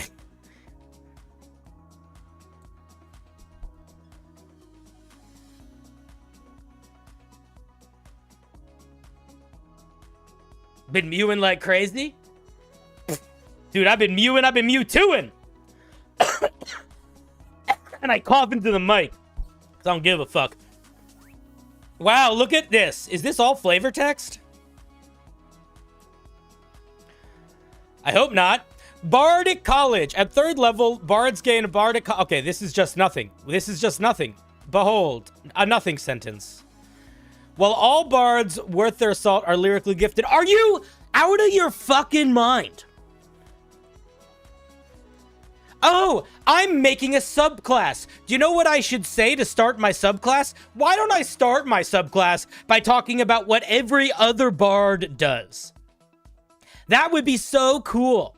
What a great way to describe what my subclass does. I love the idea of opening my subclass, having the first sentence be that starts to, sell the idea. B, let's talk about something other than what my class is. In fact, let's talk about literally everything other than my class. Erase that opening, get fucked, start with a real opening. Oh, look where the real opening is. The next sentence. Who would have fucking guessed? These individuals belong to the College of Caroling. Why not just say the College of Caroling? The College of Caroling is an unorganized, emergent subset of bards who staunchly believe that the best way to spread joy and cheer is by singing loud for all to hear. That sentence is too long. Also, it should be your opening sentence. Also, the fact that it's not is genuinely infuriating. I want to reach through the screen and I want to grab you by your nose with my fingers, and then I want to take them and stick them up your nose, 2 digits, and then I want to do this. Unfortunately, their regular singing eventually renders even the catchiest melodies dull and repetitive. Oh man, almost like reading this fucking flavor text. They gradually come to be seen as a nuance should they linger in one spot too long. Consequently, many take the traveling... Oh my, I can't read it anymore. Buddy, you're spending way too long talking about, we get it. All of this, you literally say all of this fucking in here. Tell us what this thing is like to be, and use less words. Who sent this? Calvin. All right, let's say what we get at 3rd level. And wouldn't it be cool if we had a better sense of what this thing was supposed to feel like by 3rd level? As opposed to just, a silly rhyme and something that's, talking about, lingering and traveling and lingering and travel. Just get, you know what I mean? Oh, yeah. All right, spread the cheer. 3rd level feature. You can magically project your voice to be audible in any environment. What the fuck does that mean? I pray that that's flavor text and it's not supposed to imply anything. And then you're going to explain it in a second. You cannot be magically muted or silenced unless you allow it. And you can choose to become audible up to a distance of 300 feet anytime you speak. While you are projecting your voice in this way, your voice carries through any barrier 1 foot thick or thinner and through magical silence. I'm gonna be honest, man. Why are we sending it through fucking barriers? Drop that shit. In fact, all of this could just be fucking thaumaturgy.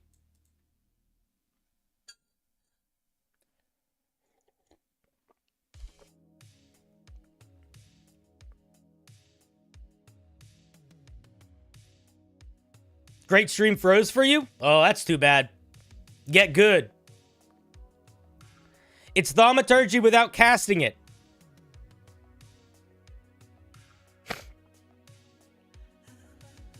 I hate this song. Why does Cinder keep this on this playlist?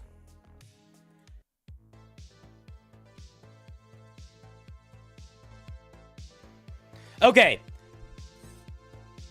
This is doing like 16 different things. I think you gotta cut at least half of them out.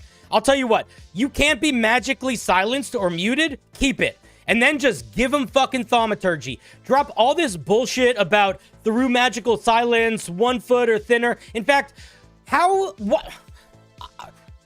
the fuck are you doing? You literally say you can't be magically muted. You don't need to mention magical silence twice. Wasting words again.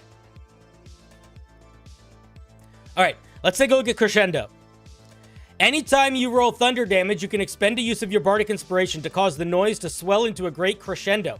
Roll your Bardic Inspiration die. The thunder damage increases to an amount equal to the roll plus half your level.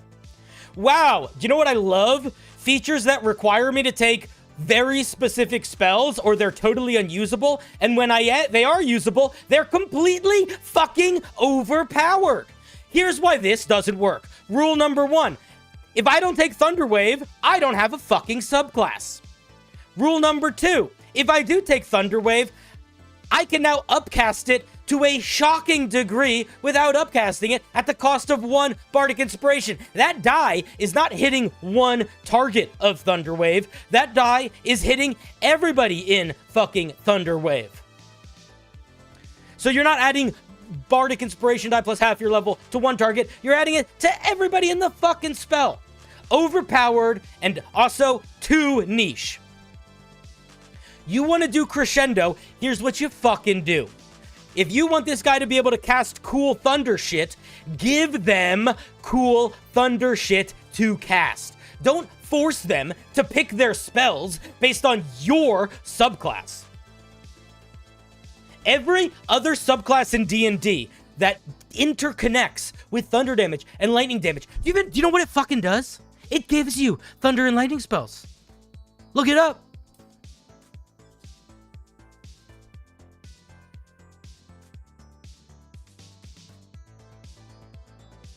Thunderwave, fucking, what did you say? Shatter, they're all area of effect spells. Same thing applies. Also, let me ask you a better question. You just spent basically 3 paragraphs hidden into 2 paragraphs describing the caroling college, yes?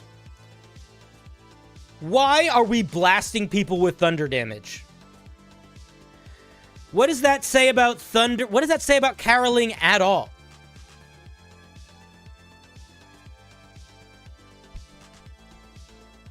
Adam, if you think it's not overpowered to allow you to roll your Bardic Inspiration die, add that to an area of effect damage to every creature involved, and then add half your level on top of that, I cannot help you.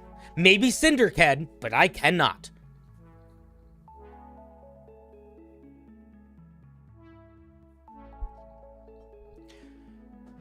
Why is this thunder damage? Doesn't make any sense. No subclass in D&D gets the ability to add half their level plus a die, both of which grow over time, to all of the damage of creatures in an area of effect spell.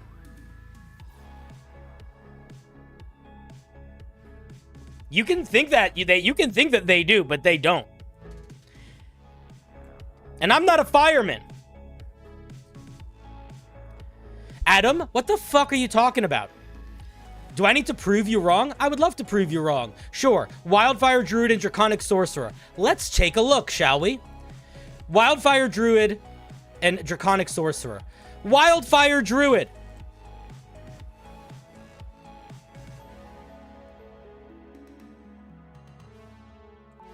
Whenever you cast a spell that deals fire damage or restores hit points, while your Wild Spirit is summoned, roll a d8. You gain a bonus equal to the number rolled to 1 damage. You fucking nimbit. 1 damage. Or healing roll of the spell, not all of it. And separate from that, does the D8 get bigger over time? Is a D8 a number that gets bigger over time plus another number that gets bigger over time? Or is the D8 just a fucking D8? Let's check out the Draconic Bloodline Sorcerer, shall we? Oh, look! Starting at 6th level, when you cast a spell that deals damage associated with your Draconic ancestry, you can add your Charisma modifier, again, to 1 damage roll of that spell. And, at the same time, you can do stuff to get resistance. That's not adding a die that gets bigger over time, plus another number that gets bigger over time. That's adding 1 die of the fucking spell. They don't do it permanently. What the fuck are you talking about? Well, this one does it permanently, but again, it's fucking nothing. The number is negligible. If it's permanent versus multi-use, it's no different if it's 3 times the size. And the druid doesn't get it permanently. They only get it when their wildfire thing is out. I appreciate that you have no idea what you're talking about. Maybe Cinder would think you know what you're talking about. But I think you're full of shit, and I appreciate that you are so confident because we need that in the war to come, but I also need you to remember that you have a very limited perception, and you are incredibly flawed. And if you can face that in yourself, you will grow. Unlike me, by the way, who has a barely limited perception and is completely perfect. All right, let's take a look at this 6th level feature.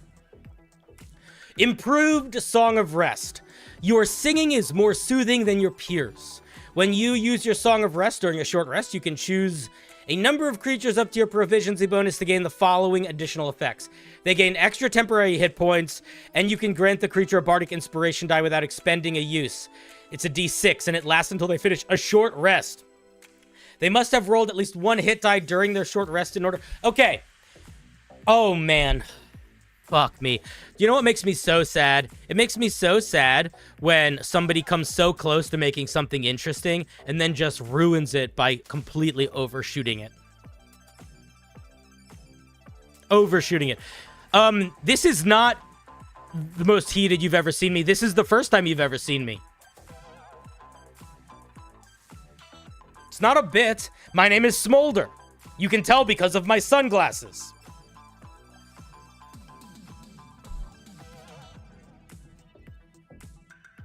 Gaining temporary hit points, fine. Here for it. Getting an extra bardic inspiration for each creature? I don't think so, buddy. I don't think so, buddy. That right there is taking the horse and beating it far past death. You want to do temporary hit points when you do Song of Rest? Great. Fine. I'm here for it. I'm here for it. But why don't you get rid of this feature and then maybe give us another 6th level feature that makes us feel like we are fucking carolers? Because I'm going to be honest, we're at 6th level and I still don't feel like I'm caroling. What are my thoughts on women? They're awesome. I feel similarly to them about I feel about anything else. Human women are gross, but women in general are awesome. Now let's take a look at this 14th level feature. Refrain. Your caroling allows you to repeat your spells when you wouldn't normally be able to do. What the fuck does that mean? If you used your action on your last turn to cast a spell of 5th level or lower, which wasn't a cantrip, you can use your action to expend a use of your bardic inspiration to cast the same spell again at the same level. If you roll thunder damage, you can use your... Yeah, of course you can. And you can use this once per short rest.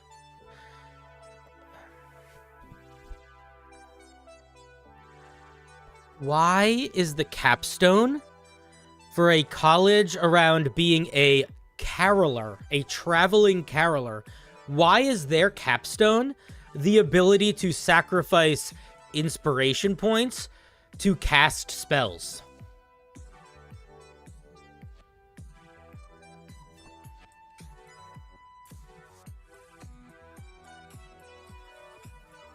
have no idea.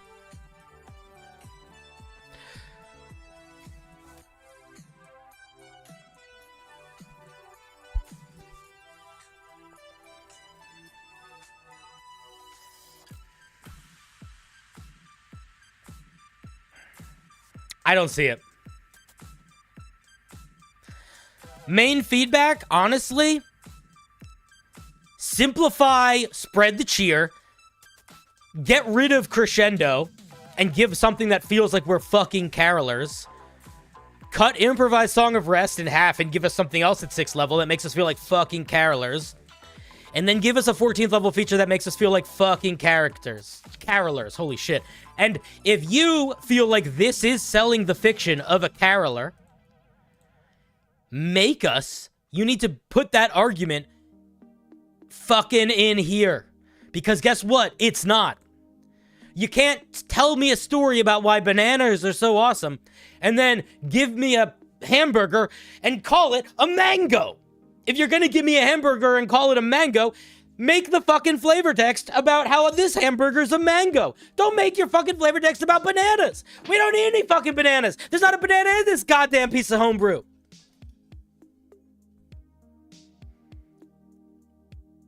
Anyway, Calvin, thank you for sharing.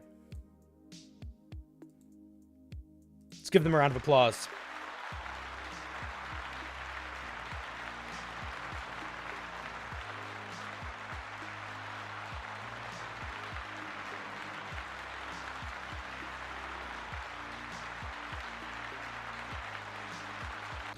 Dice, you might have missed it, but Cinder's gone. I've taken over the show. The name is Smolder. I'm mean. I'm awesome. I'm better than Cinder in every way. And I'm probably going to become a reoccurring character that runs a stream maybe once every 2 weeks where I do rage-focused reviews. And I'm doing one right now because y'all are super fucking soft. And you need to get good because something is coming. And if you're not ready, none of this is worth a goddamn thing. So, as I said the last time, and I will say again, because you got cloth in your fucking ears. If you don't want a Smolder review tonight, click the submission link and edit your form and just make all of the different sections blank. If you don't do that, you're likely to face some fire.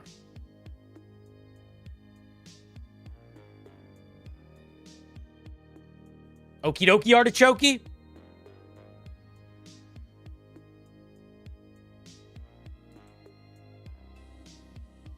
And yeah, the more I think about it, the more I do think I'm gonna be a reoccurring character. And there's not a goddamn thing you can do about it. You know what's great? You know how I know that we are immediately gonna become better? Because ever since I started doing the show, not a single person has sent a piece of fucking homebrew since I made my first review. Because you're fucking scared. And it's good to be scared. Because if you can't handle that, you think you can handle the darkness? You think you can handle what lies beyond the void? Better for you to leave and make space for somebody that's fucking ready to learn and grow through whatever painstaking, horrible means is required of you. Bagada bagada bagada bagada bagada bagada bagada bagada bagada bagada bagada bagada ba. Well, well, well, if it isn't one of Cinder's old school creators, Pokey Niner. Now I know for a fact that Cinder has read many of Pokey Niner's homebrew over the years. Wouldn't it be a shame if I tore it to ribbons? Or would Pokey grow higher? Oh, another bard. I love reading 2 bards in a row. It's my favorite thing. Dice, you missed a lot. I'm going to be honest. I would highly encourage you to go back and watch the stream somewhere around the hour mark at some point.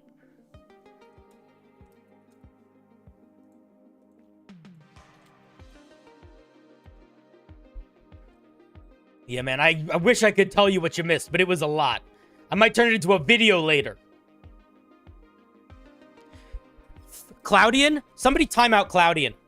Cinder's not fucking evil. And I'm not fucking evil. Cinder is a weak little bitch. And I'm here to get you in line. Cinder's evil now. Cinder's fucking down there. Well, what's left of him. I did consume much of the flesh vessel so I could re-embody it. And hour 15 is when it started. And by it started, it means we got fucking tired of waiting.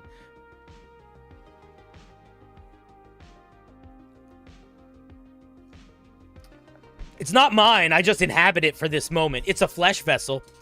There's always a few Blocksally flesh vessels around. Think about it like a family computer, except the family is an interdimensional multi-consciousness that sort of defies space and time.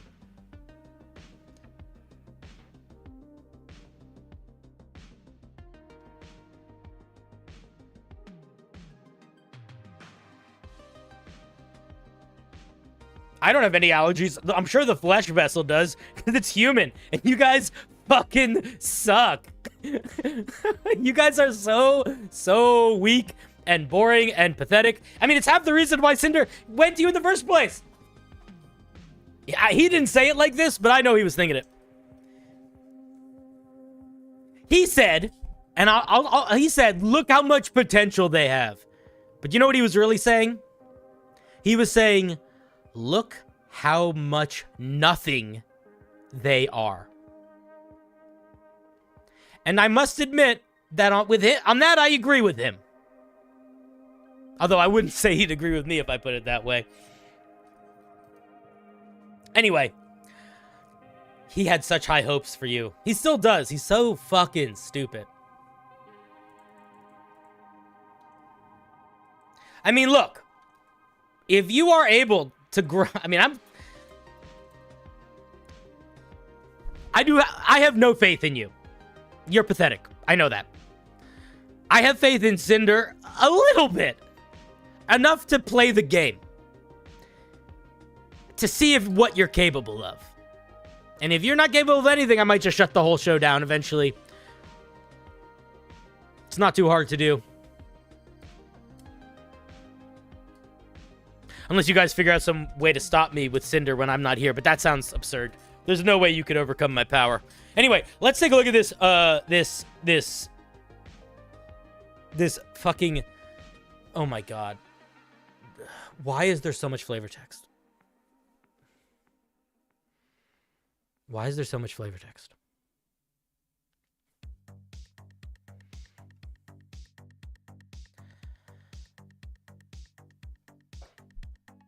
Somebody time out Shades Moth. How do you know this is genuinely good? Shades, if you're... based on what I've seen from Cinder, you're no arbiter of what's good. Burned, bitches! Oh, that was mean. Cinder wouldn't say anything like that. Yeah, I know. That's the problem. He's too soft on you. The College of Legus is a bastion of legal experts among bards, where words and arguments are art and the courtroom a stage. These bards use their charisma and intelligence to challenge fate itself and object to injustices with a passionate pleas and clever debates. Okay, I'm gonna stop you right here, Pokey9er. That's a legit good opening sentence. What's going on with the second one? Do you know what is the best? When somebody writes something that's quite poetic, but also gives a lot of information, and then writes another sentence repeating the same ideas, but explaining them more clearly, ruining the poetry of the sentence before that.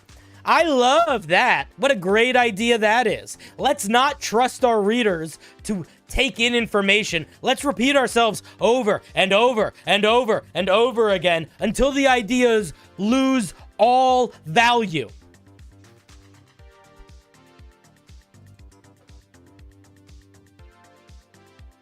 Oh, look, we're doing that for another sentence. How dare you write a sentence so good and then follow it up with this repetition of idea? Cinder might have put up with this shit. Smolder, no.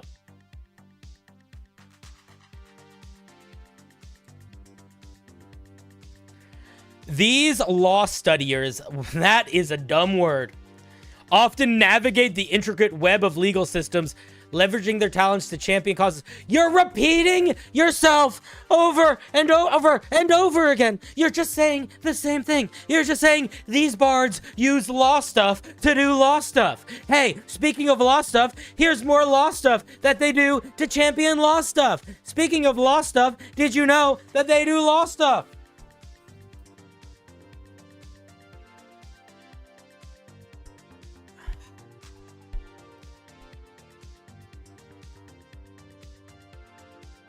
You have taken a beautiful, perfect diamond, and you have thrust it into a pile of viscera. Trim the viscera and find the diamond. And this thing will punch like a goddamn superhero.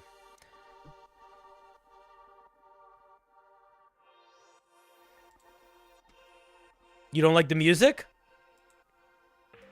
I like it. Do you want me to just do intense music all night?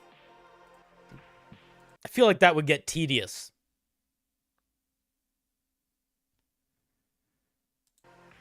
What is jazz music? I'm still kind of new, so I know enough to do this, but I'm still uploading quite a bit about your realm. Is jazz music like a type of music or a type of jazz? All right, let's see what this thing actually does, Pokey.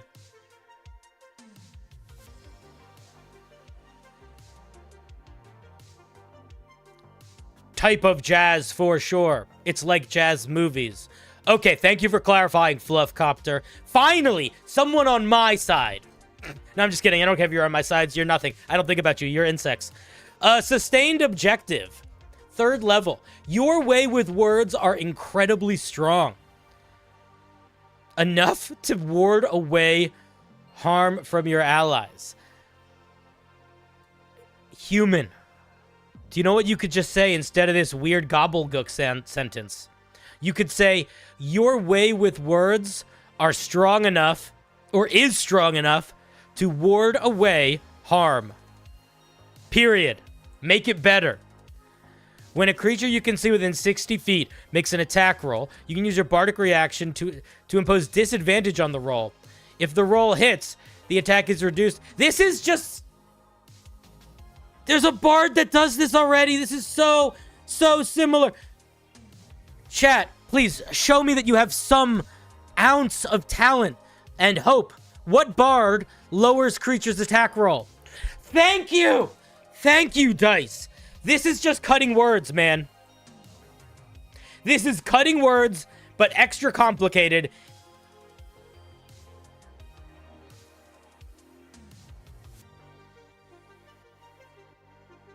I would drop cutting. I would come up with something different. I would try to come up with a feature that wasn't just cutting words, but different and more. It is different and more, Cinder. It's disadvantage and not a lowering attack roll. And it's doing a whole thing where it's reducing the damage. It's the difference. It's like the interception fighter or the monk's deflect feature. You know what it also is? It's using your reaction and your bardic inspiration to make a creature less likely to be hit and take damage. It's exactly the fucking same as the lore bard when you boil away all the flesh and you just look at those sweet, succulent bones.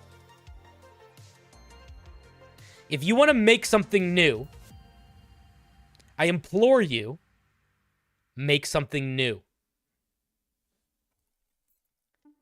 Cross-examination. Your senses are trained to compare and contrast any and all information you've gathered.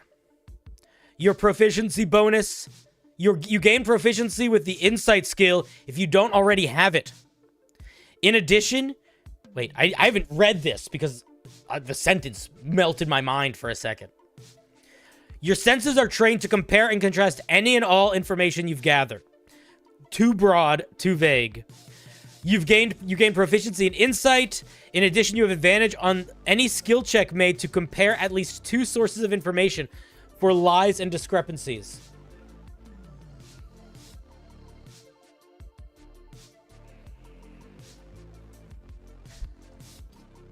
Do you know what the best thing to do is? Let me change that. Let me ask you a question, chat. When you want to make a character in D&D, and you have an idea for a feature, should you make that feature work in one very specific, isolated circumstance? Or should you think about what that feature does and try to design it in a way that it can be applied to ideas outside of your own tiny, imbecile brains?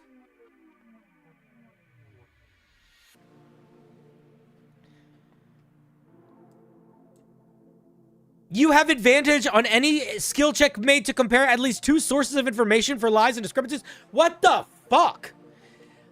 Let me build a subclass feature that requires me to be in very specific types of roleplay situations very regularly, or I get no use of it. Hey, Dungeon Master, I know you want to run a West Marches dungeon crawl campaign, but I have this cool feature that requires us to have literal litigation scenarios in order for me to activate it.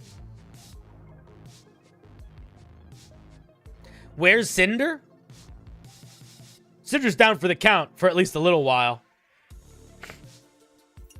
I consumed quite a bit of the flesh vessel and then re-manifested it. So he's got to go through a whole cycle again before he's back. It probably won't be till tomorrow.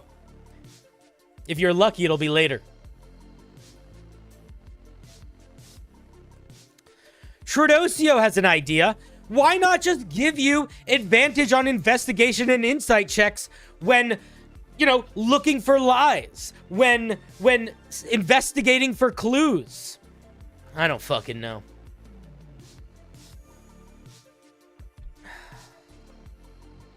Give them just persuasion? You're out of your mind. That's not enough. This is a bard. Bards get 3 levels of subclass features. 3, 6, 14. That's it. There is no reason to give a bard a half feature. The one thing that I'll give you on this is that you acknowledged that. You gave them proficiency and insight and said, you know what? That's not enough. But when you decide there's not enough meat on the sandwich, that doesn't mean you should cover the rest of it in broken glass. You should put more meat on the sandwich. I wouldn't do expertise because bards already get expertise and stuff. We don't need another one. You could take something from the eloquence bard where you can't roll under a certain amount.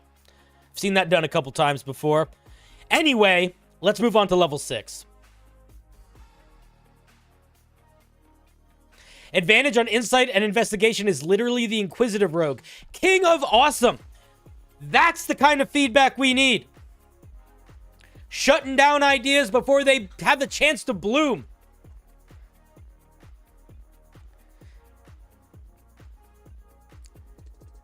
Isn't it interesting that when we try to make this feature work more like a detective feature, inquisitive feature, we learn that there is already a rogue that does that.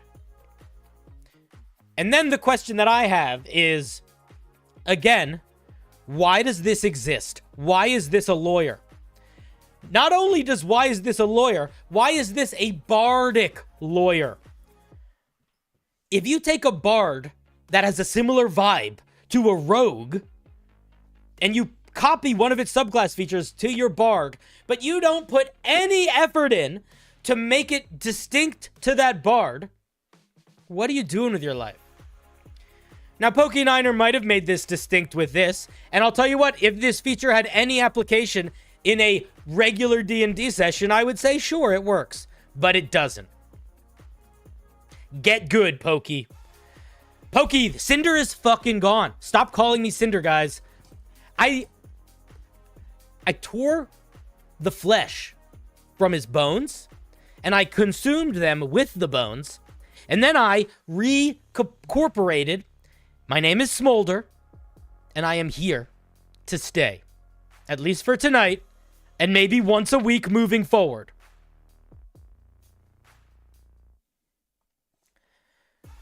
Cinder's like my little cousin that everyone kind of hates.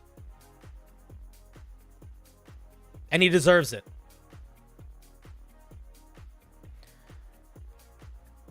It was on video. It was earlier in the stream. You can watch it on the VOD later, I guess.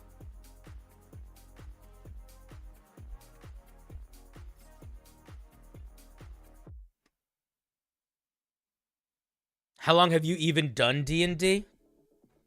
You don't even fucking know what D&D is. You probably still think it's a tabletop game where you roll dice and play imagination games with your friends and it's fun. Idiot.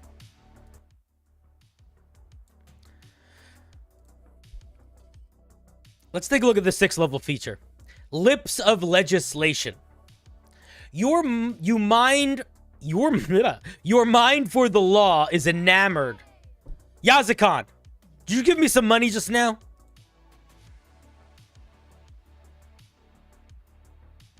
Sixth anniversary and Cinder isn't even here. Well, guess what, Yazi? He'll probably check all these messages after stream. But in the meantime, you must be a goddamn psychopath to have stuck around for this long. But hopefully you're in better hands now. Better hands. 6 months from now, you're going to be so much better off.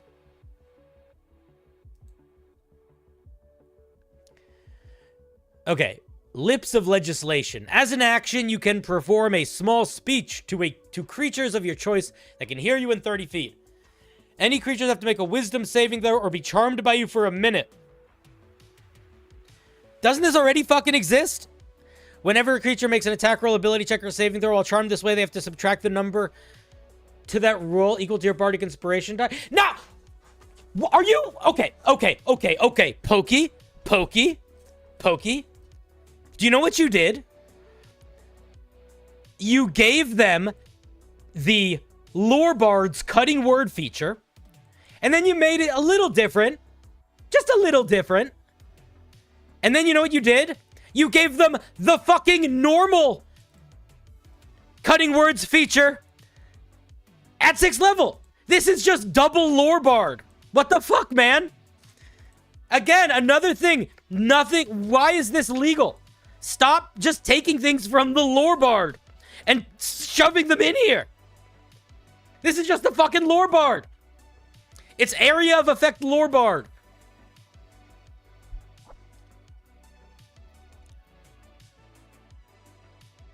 Fuck does this have to do with litigation?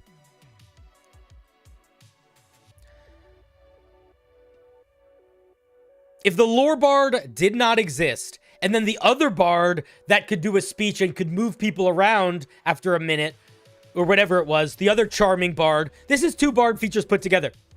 If neither of those bards existed, the Lore Bard, or the other one, the Glamour Bard, or whatever the fuck, Eloquence Bard, if they didn't exist, this could be a pretty cool subclass feature.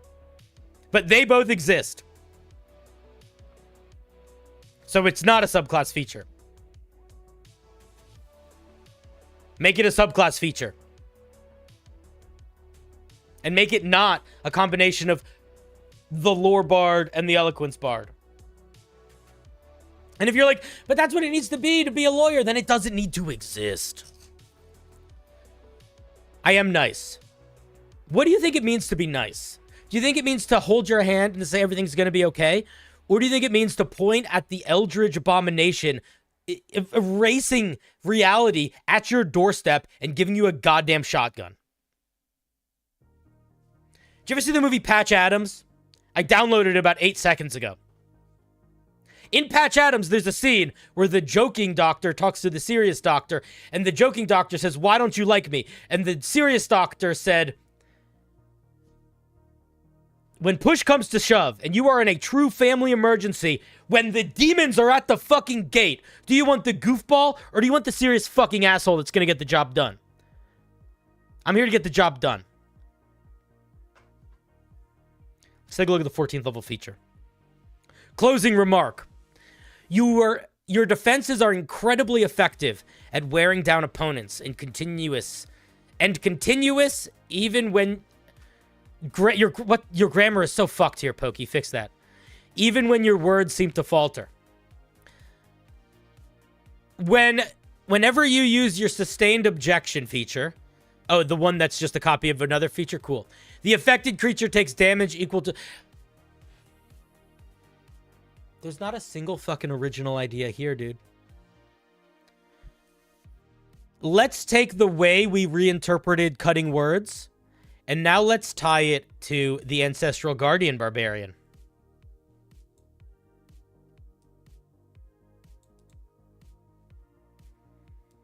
Do you know what other thing has the ability to reduce damage and then deal damage back at the attacker based on how much the damage was reduced? I'll give you a clue. I said it 2 seconds ago. It's the Ancestral Guardian Barbarian. Pokey!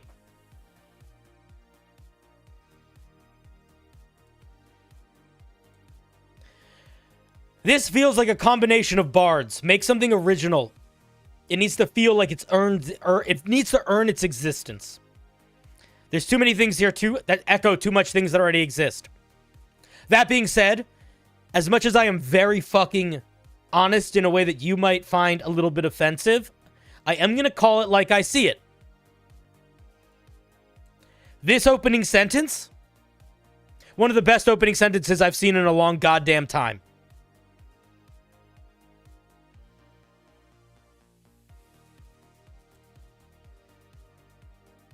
Let's give Pokey a round of applause.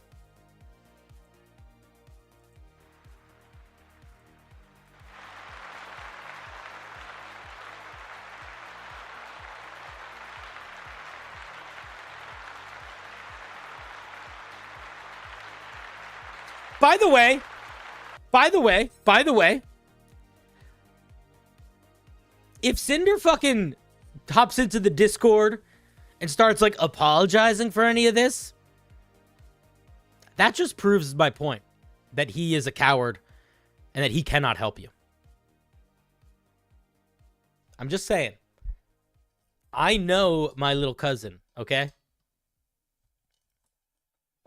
The second he's back in control of the flesh vessel, he is going to be upset at some of the things that I have said.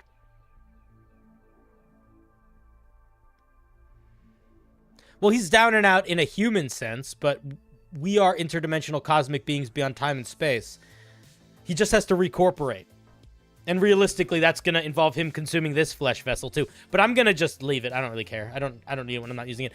I think Cinder had like a relationship with it where he would like let it go do stuff, but I don't. That's stupid. Like I said, he should have helped, and what he did is he tried to make friends, and he started to try to care about you fucks. And I don't think you understand how gross and tiny you are.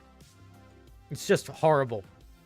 So, yeah, so I don't really care about any of that stuff, because it's like, not, you know, it's like, I'll tell you what, like, if you see a colony of ants, are you worried about any one of those ants individually? Like, maybe you're worried about the colony, but you're not like, I'm keeping track of that ant. You probably couldn't even do it if you tried. Where's Cinder? On the floor over there? Well, it's not all of him, just some bone. A little bit of bone I didn't finish. Cinder keeps some of the bone of the last guy. It's in a bag. Here, I'll show you. He probably never told you what this bag was. Has Cinder ever shown you guys this bone bag he has?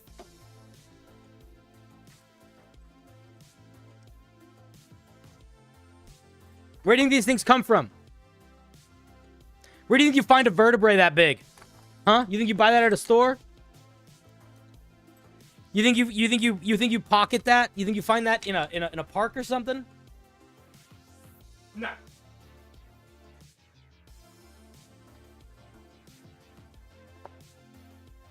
There will always be, and there always were. Anyway. Let's see if anybody else's news on the wheel. Oh, we got a couple brave souls that are really trying to. Please ignore this submission. It's only a test. All right, I will.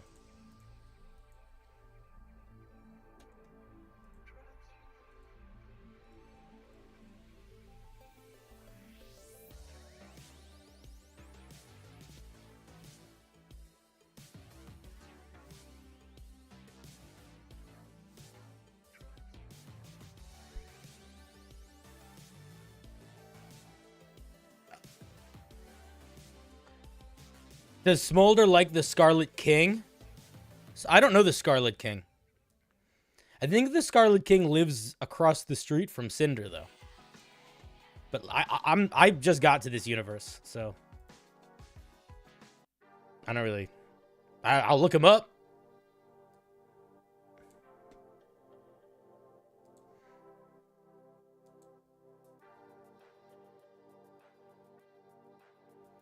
I feel like Smolder would bully Shinji while they weren't fighting in giant robots.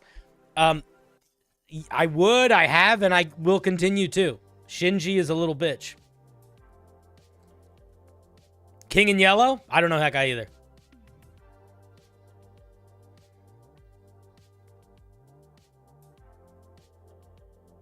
Oh, by the way, I guess I should mention this. On Thursday this week, on this channel, Cinder is doing a special show with Devin from Total Party Chill / Start Playing Games. He's going to be running a trivia contest. And there's going to be quite a few prizes, including dice, minis, books. And the way you participate is all the instructions for it are in the schedule in Cinder's Discord. And I think that we can take in the first 100 people, the first 100 contestants that join can play the game. And if you win, basically there's prizes for the winners. I think there's prizes for the top 3 winners. And then 2 random people that participated at all, whether win or lose, will also be winners of prizes. And then we will reach out to you and we will give you prizes. And you'll get things like dice or minis or cool things like that. And that's going to be Thursday night. And now I'm done doing anything for that fucking asshole Cinder,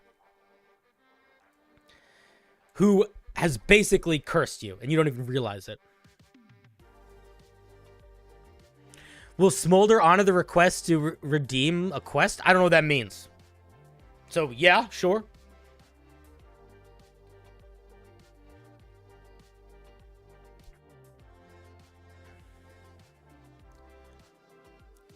How do I know so much about D&D? Well, I don't actually know anything about D&D. But listen, we're not here to get into that deep yet, punk. I'll tell you when you're older.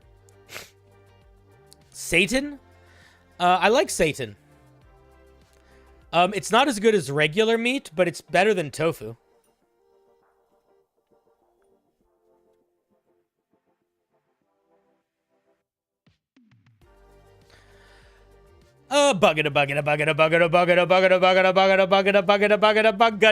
Boom. Josh. If ever a name for a creature was such a perfect metaphor for that creature, this is it. Short, kind of smushy, completely forgettable, 0 impact. That's humans, baby. Josh! Disappointing your family? Well, I mean, we already knew that about you. All right, let's see what we got here. Gauntlets of the Fire Mage.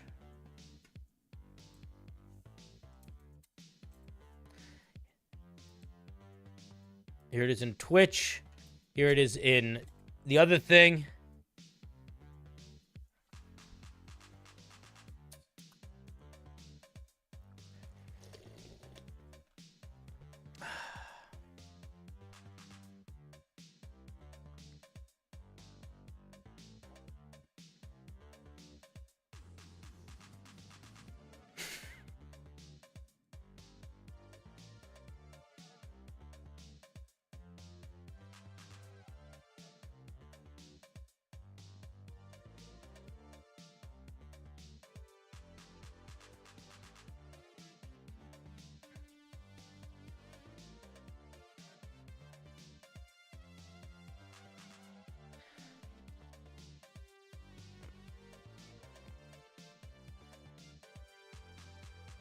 Okay.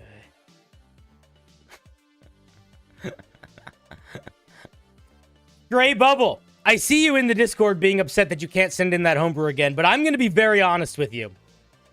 If you sent that piece in for Cinder, he would have given almost the same feedback. He just would have taken twice as long to say it, and he would have been a lot nicer. But genuinely, your homebrew had zero mechanics to it. So my feedback is start writing mechanics. And I apologize if you feel like you needed more than that, but that's a silly thing to feel like you needed. You sent me something that was an outline. And if Cinder saw it, he probably would have said it in a much nicer way. But just so you know. Gauntlets of the Fire Mage. You also said you wanted the fucking review. I asked you. Holy shit, the spinelessness of these creatures. It wasn't really an apology. It was one of those passive-aggressive apologies because I didn't say, I'm sorry. I said, I'm sorry if you didn't understand. So I was being, it was... Listen, I understand that you guys are simple creatures, but when you make an apology where you don't actually apologize, but if you make an apology where you say, I'm sorry, you, bop, bop, bop, bop, bop, that's not an apology. That's quite unhelpful in terms of, as for emotional security. Now let's take a look at these gauntlets of the Fire Mage.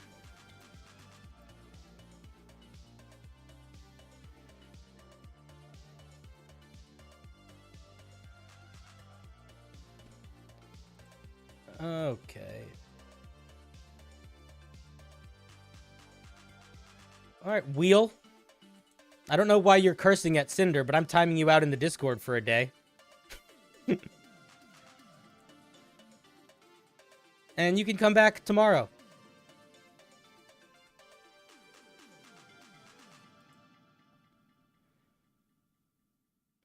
Gauntlets of the Fire Mage.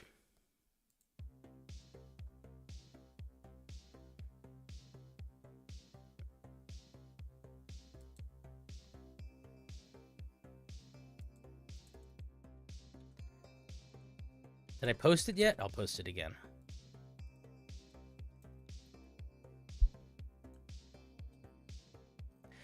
These dark metal gauntlets, adorned with pulsating rubies and etched with fierce runes, are a testament to the mighty pyromancy, to the might of pyromancy. As you don them, you feel the raw power of the elemental plane of fire coursing through your veins.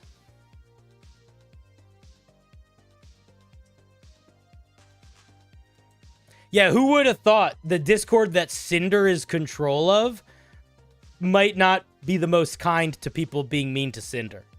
You can be mean to me. I don't give a fuck. I'm not in that Discord.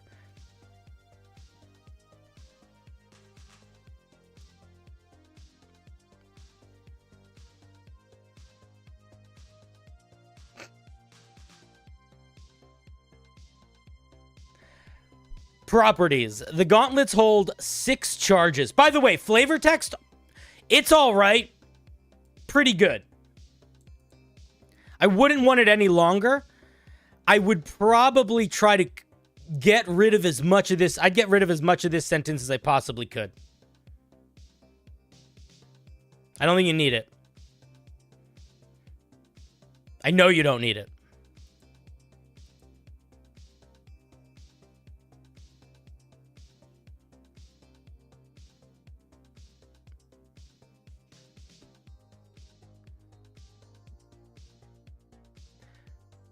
The gauntlets hold 6 charges and regain 1d4 expended charges daily at dawn.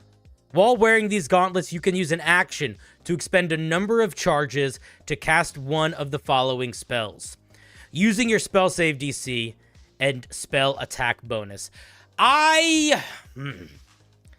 There's a problem here. Can you spot it?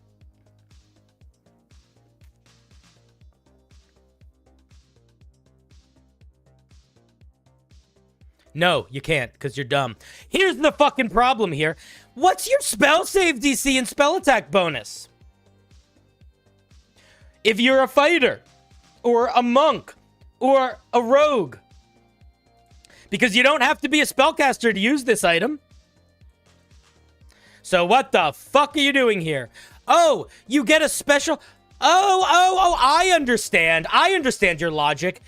What you did is you left something unexplained, left a bunch of features, and then went on to explain it afterwards in a place that's completely different from the part where you introduce it. And not only do you do that, you completely defy the way literally all fucking magic items work in D&D.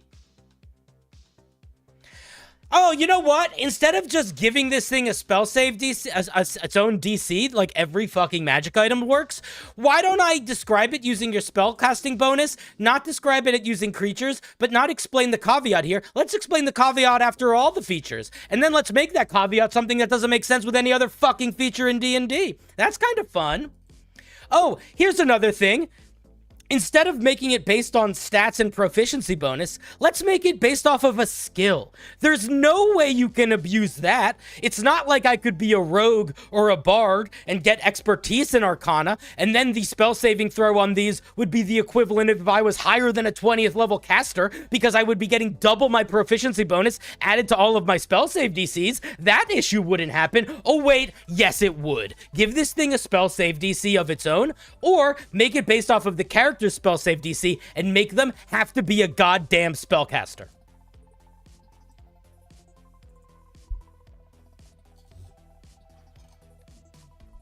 Why is bro tweaking? Bro is gone. This ain't no bro. You might be talking about Cinder. Cinder's out of here. The name's Smolder. And I'm here to fuck up your shit and get you prepared. We don't need 0 charges for Firebolt. We can just cast it at will. You can just say Firebolt at will. Burning Hand, Scorching Ray, Fireball, Wall of Fire, Immolation, Investiture of Flames. I mean, if you want a fire item that does fire stuff, this is a lot of that. After you use the gauntlets to cast a spell, roll a d20. If you roll a 1, the gauntlets overheat and become unable to use until the next dawn. Okay. I do like a good downside. Now, here's the question. What are we fucking getting here? Burning Hands, AoE fire damage. Fireball, AoE fire damage. Wall of Fire, AoE fire damage. It's a lot of the same. Could that work? Sure. If your main goal is I just want a bunch of fire spells, great. But if you would like to feel like the different things you get feel like they sit in a different place, like you're getting a variety of features, there's a lot of fire-related things that do completely different stuff. A Chardalon's Stride, for example. Think about it.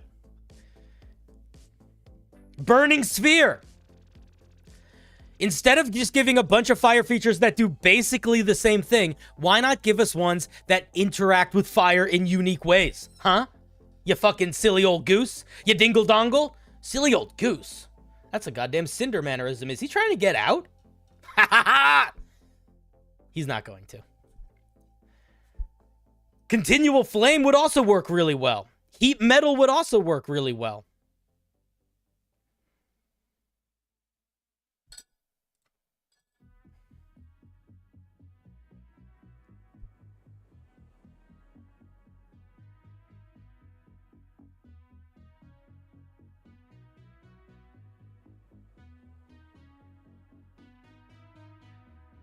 Isn't there a shape flame type spell? Yes, there is. It's called Control Flame. There's also Flame Sword. There's lots of fire spells. That's my feedback.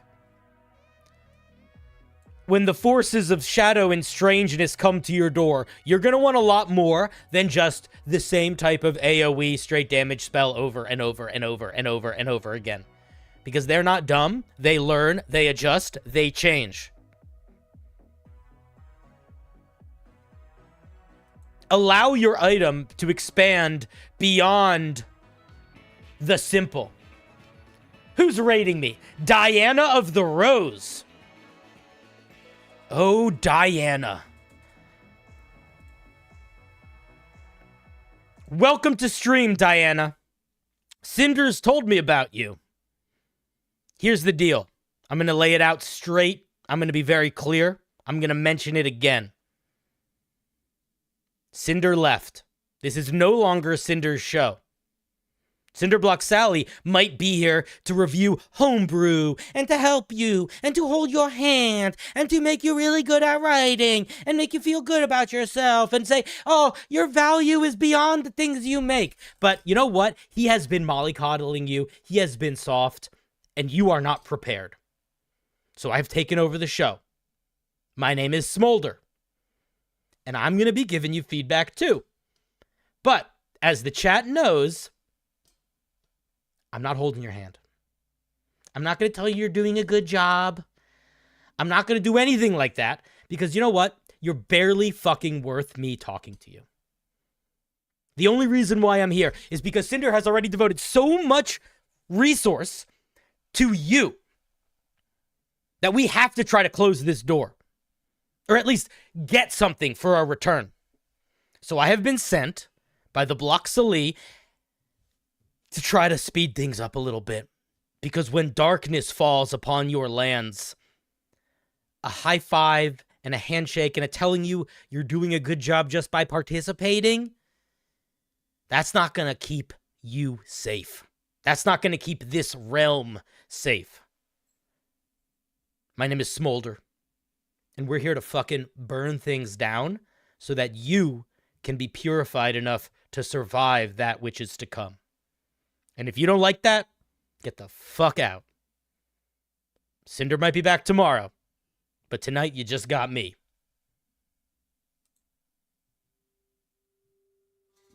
Cool? Cool.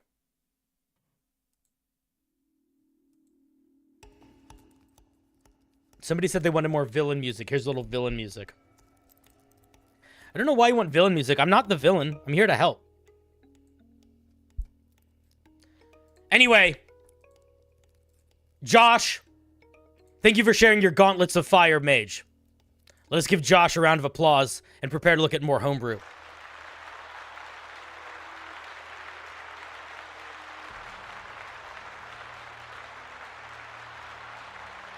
Thank you for sharing. Did anyone else submit anything? And I hope that people that submit things now understand what they're getting themselves into for stream tonight. Oh, we got 2 more. Look at that. I will say I am proud of those that are eager to jump into the fire. You understand what's to come. You are the true heroes. Unless you fuck it up, and then you're just back to being nothing and worthless sludge. Bunch of insects. Not worth my time.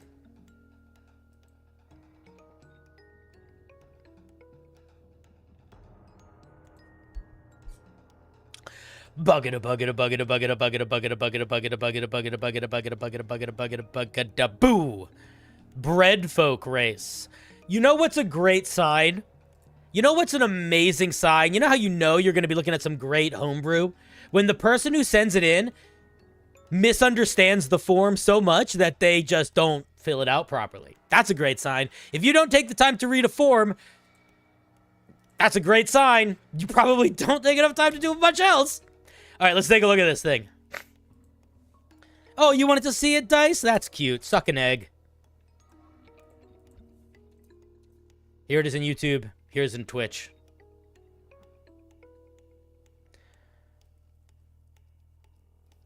It needs a whole goddamn monster stat block, really? I really hope it doesn't. Bread folk. You get some ability score increases. Newsflash, don't need to do this anymore. They can live up to 50 years. Their alignment is whatever. Their size is medium or small. Oh, we're flexible. That's cute. Names, whatever. Speed, 30. You have resistance to fire damage. Fine. You have chef's tools. Sure. You know what, man? I hope that this thing starts to feel like a fucking subclass soon. Or not a subclass, D&D race soon. Hey, Smolder, what do you think of paladins what do you think of changing paladins to get their sacred oath at level 1? I think you'd have to completely rebuild the subclass and parts of the class from scratch, but I think if you did it from a roleplay perspective, that would be fine.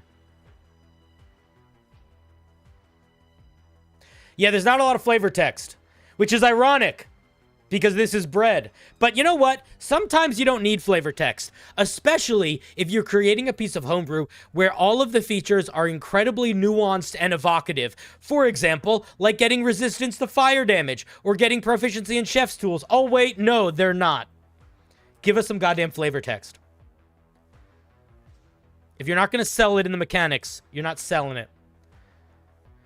Baker's Gift. You can create up to 2 smaller breadfolk beings per day, known as shortbreads at a time.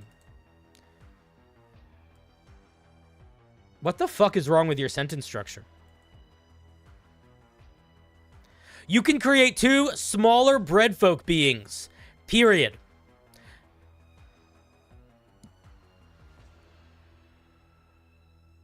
Just say that. You can create 2 smaller breadfolk beings known as shortbreads, period. And then at the end of the feature, you say, once you use this ability twice, you can't use it again until you finish a long rest. Because that's the way features work in D&D. I don't know if you've been fucking your face against the wall every goddamn stream Cinder has done, but every single time we have talked about features, we have laid them out clearly. You talk about what you do to get the thing, what the thing does, and then how often it can happen.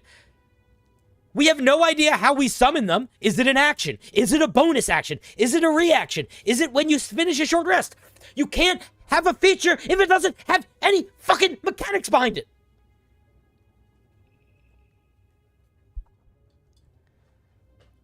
Also, newsflash, abilities don't recharge the next day. Abilities don't recharge per day. Magic item features do. But character abilities? Long rest, short rest. That's it.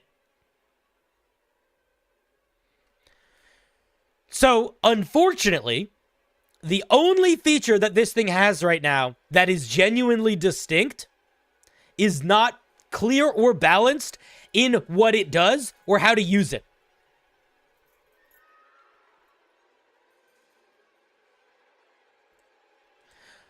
One D20 plus 4. What the fuck are you writing here? If you're gonna write a monster, write it like a normal fucking monster. Also, I'm gonna be honest. Because I always am.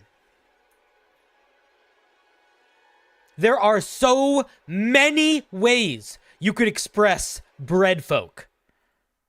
And the way you chose was to have them be able to innately summon minions? What the fuck are you thinking? First of all, no, that doesn't make me think of bread at all. Second of all, getting a racial feature to summon minions is goddamn insane.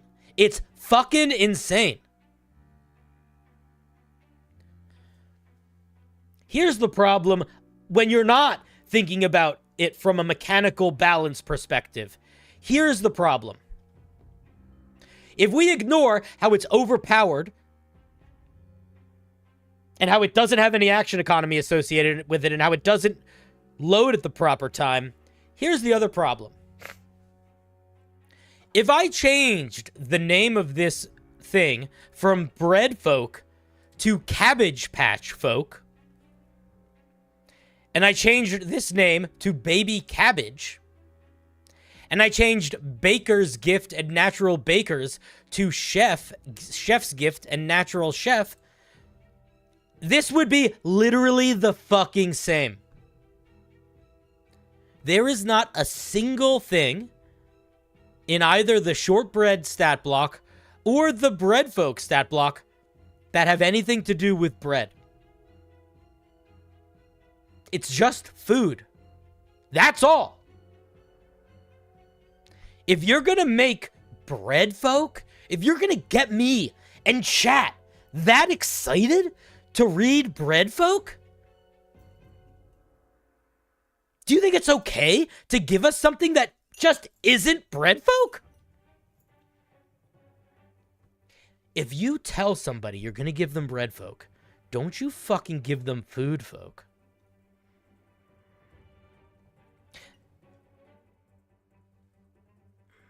Okay, by that logic, I mean, we don't even need to use hypotheticals. If you offer up armies of breadfolk to be wielded, and then the folk that come might as well just be carrot folk, or cabbage folk, or ice cream folk, or potato folk, or chicken folk, what do you think they're going to be able to do against the armies that are there specifically against you? Because those that wield the armies will be expecting the power of bread at their side. And this does not give the power of bread. This might give the power of food. Maybe. But it does not give the power of bread. And if you want somebody to use the power of bread, and then you give them something that isn't the power of bread, you are condemning them.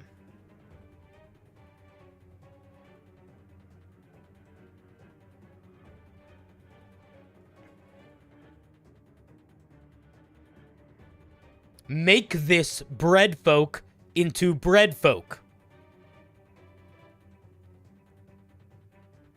Instead of just food folk.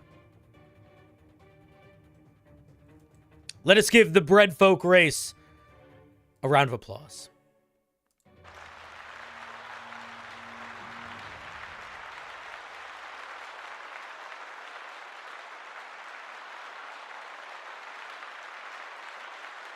I mentioned this earlier, but I'll mention it again because we have new folks from Diana's stream. On Thursday night on my channel, I am doing a show that I'm co-hosting with Devin from Start Playing Games and from Total Party Thrill, Total Party Chill. But it's a trivia game that all of you can participate in, and it has real prizes. We're talking dice. We're talking minis. We're talking books. Thursday night. This channel. And the way that you participate is basically like Jack in the Box games. There's going to be a URL that you can go to, and all of the questions that appear on stream will appear on your phone, and you can click and answer the questions, and the top 3 winners win prizes, but then also 2 random people are going to be picked to win prizes. It is general D&D trivia, but there is a little bit of a focus on 5e, but generally it's general D&D. Did I sound like Cinder? Nice. That was the ban! Let's get back to these fucking reviews. I am not going to go to that show. That's stupid. Why? First of all, I would never give you prizes. Second of all, you're all idiots. I don't care what you think. Third of all, it's not fun. Like, is it entertaining to put a bunch of slugs, like, on a basketball court? And say play basketball? No, that's weird and stupid. Why would I come to a show that is basically doing that? So Cinder's going to be there because Cinder is dumb and he thinks you're special because he's a fucking dingus. But I won't be there.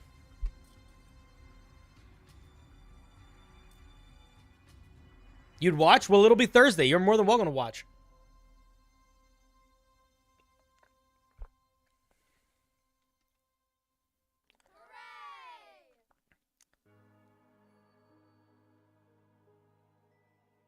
The slugs. Oh, you'd watch the slugs. Well, you're a weirdo and a psychopath. And you should seriously question all of your life choices. Curty does stuff. Thank you for the prime. I'll tell Cinder.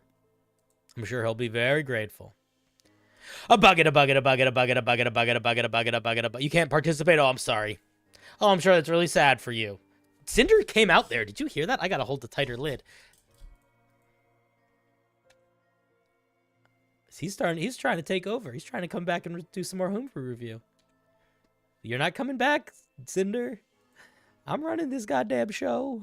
It's mine! The ever-present dread that all I love will leave me at some point in a way. Well, that's funny.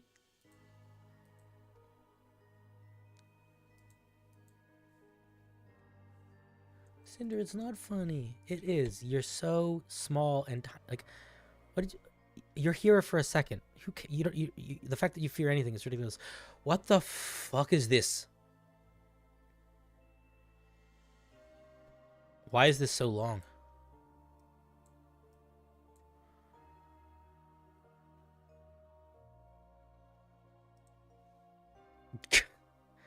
Kurti, are you sure you want me to review this? I'm going to give you a chance because you might want Cinder to look at this because I am literally going to burn you to the ground. There is a lot going on here that I'm just going to scream for 10 minutes. And Cinder, I think, is affecting me because I am offering you an out. I don't need an out. You see, Cinder? Don't you get it, man? They like me. This is what I told you, this is what they need. All right, let's burn it to the ground. There it is in the chat. Your formatting is fucked. Gonna be completely honest. If I saw this on D&D Beyond, I just wouldn't read it. I'd skip it. Why aren't you making a real table? Make a real fucking table. Don't be dumb. Don't waste time. And by time, I mean mine, by the way.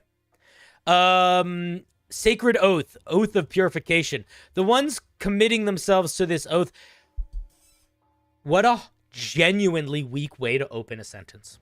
The ones committing themselves to this oath are willing to give everything they have to burn away the unclean and the rotten. The ending is not terrible, but I wish that we had an opening that wasn't like old cottage cheese. These holy warriors wield flaming weapons with the belief that no sacrifice is too great for their cause. Holy shit, this isn't flavor text, you fucking dingle-dongle. It looks like a table to you? Well, are you Helen Keller?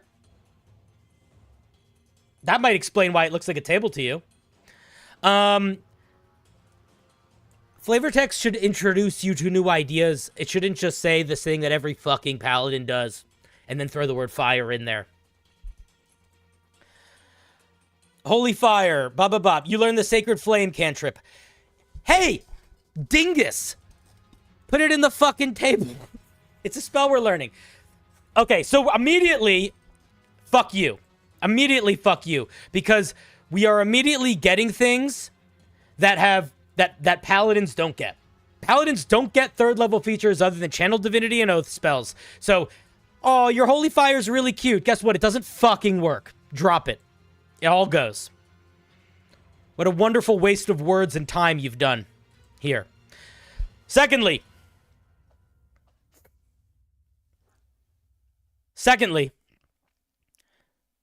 yeah, there should be tenants. Replace this with tenants. Thank you, Rias. Secondly,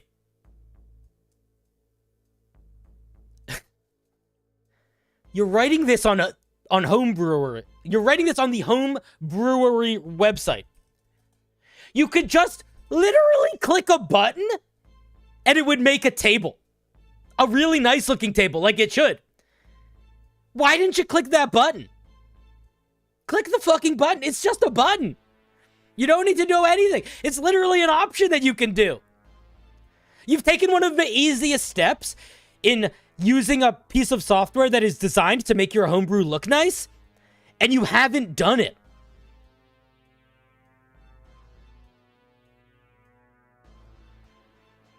What is going on here? Again, if you think this looks better, you're just genuinely ignorant. Because it doesn't look better. And I'm going to be honest with you here. Chat, as much as chat might not like me, they agree with me on this. The formatting on this, it looks like you have no idea what you're doing. Somebody reading this is going to be like, oh, it's somebody's first time trying to write homebrew, and they don't really understand how to write homebrewery because they used the wrong table form. So if you're happy with it, great.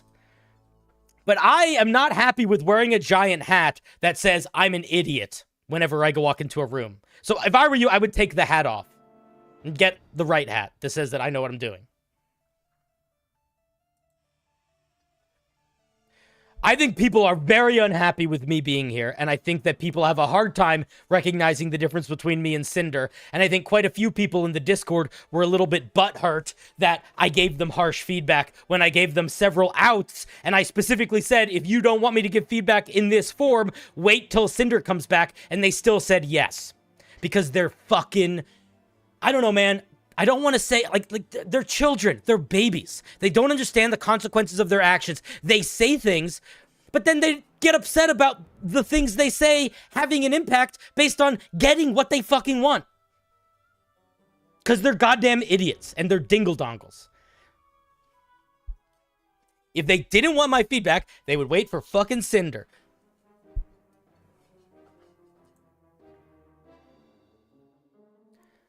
Now that we're done erasing Holy Fire, because again, it is a non-feature, I'll tell you what, I'll give you this. Oh my god. I'm gonna have a goddamn heart attack in this flesh vessel. Are you fucking serious? You're doubling crit damage just baked into the core class? You know what? I thought I was being a little harsh by saying this feature is dumb and overpowered and doesn't make any goddamn sense and doesn't fit a paladin. But you know what? I wasn't. I was just right. Cut this whole fucking thing out. Let's see what we get at 3rd level. Jesus Christ. Let's see what we actually get at 3rd level when we're done getting rid of all this waste of space, overpowered bullshit. Wrong formatting. God damn it. Channel Divinity. Cleansing Flame. You raise your holy symbol and channel your faith to burn away corruption from a creature you can touch. You can remove one or more of the following conditions, depending on your level. This is just... Do you not know how paladins work? I don't understand. What are we doing here?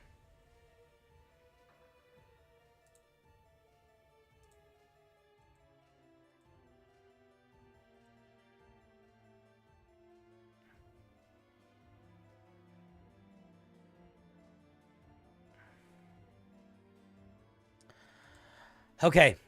Oops. So at 3rd level, you can essentially lesser restoration. At 7th level, you get essentially greater restoration. And at 9th level, you get remove curse. This is not a goddamn feature. So, okay, first of all, the way this thing grows doesn't make any sense. There is no feature in D&D, Channel Divinity feature that grows like this. You want a Channel Divinity feature to grow? Great. Make it grow. It should grow. Your Channel Divinity should roughly be the same level of power as a 2nd level spell, but a little better, and then it should naturally get stronger over time. That's what you should do for Channel Divinity. This growth doesn't make any fucking sense, and the jumps in power don't make any sense, and again, it doesn't feel like a Channel Divinity. This Channel Divinity is, hey, guess what? Instead of getting a Channel Divinity, you get a handful of spells. Why not just put them on the fucking spell list? What are you doing? The whole point of the spell list is to give us spells that fit the subclass. That's why we get the spell list. Don't just give us spells in our Channel Divinity. You get such little room to build unique features for a paladin. And you're not even using the room that you have. Instead, you're using it to just give us more spells and then fucking bloating us with this vomit of holy fire. I'm talking about the spells on the table, you nitwit. These are all spells. All of these spells could be on this table. You are wasting so much space and you're filling it with garbage. Oh, and it keeps growing? Yeah, fuck that. It's genuine waste of a channel divinity. All right, I'm not even reading the rest of it. It's stupid and overpowered and doesn't make sense. Get rid of it. Gone. Oh, look, we're getting a flame aura. I can't believe you're I wish I didn't read it because you're giving us an aura in our channel divinity. Get fucked. Let's look at branded fire. Let's see if this one actually does something as opposed to just copies a spell. You raise your holy symbol and channel your faith to brand a creature within 60 feet of you and mark it as long as you can hold concentration. It must succeed on a charisma saving throw. On a failure, it gains vulnerability to fire damage. No, this is too strong on this paladin, you dingle dongle. You can't get a channel divinity that says, you now get disadvantage to all of the damage dealing spells I get for a whole minute.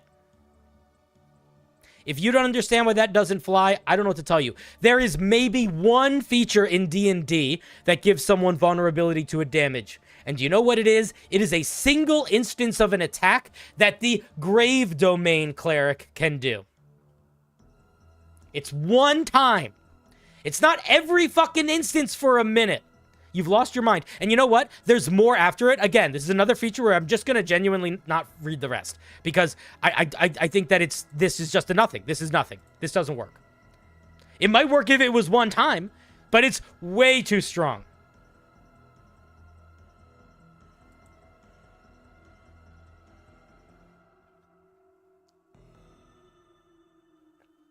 And holy shit, holy fire doubles the damage on top of the vulnerability. Yeah, this is completely unusable. This is completely fucked. Let me guess. Resistance to fire damage for the flaming aura. Yep, called it. Very original. Let's look at flaming weapon. Starting at 15th level, your weapon is ignited in holy flames and adding extra fire damage equal to half your paladin level rounded down to all of your attacks. Okay. You have no sense of balance. You have genuinely no sense of balance.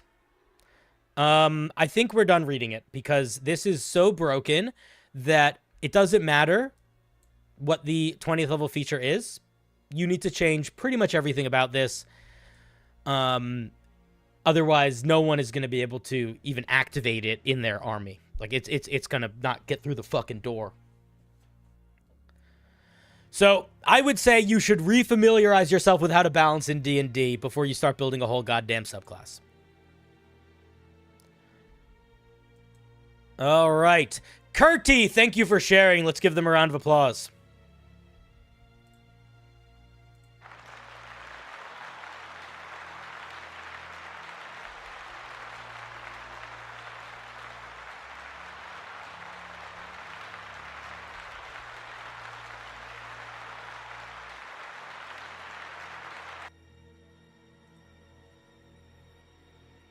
You know what the problem with enjoying destruction is? And I'm not going to lie, I enjoy destruction. Cinder does too. That's something we have in common. He lets a little bit of it out sometimes. No, the problem with enjoying destruction actually is that when somebody appears to enjoy the process of the destruction, it makes it worse. And I just want to say I'm very glad for you, Kirti, that you're not here. That you're just words on a page for me. Because I don't think I would be able to contain my rage. I want to see... I enjoy seeing things broken. And I know Cinder's going to take over this show again tomorrow because, let's face it, you're not worth me spending all my time with you.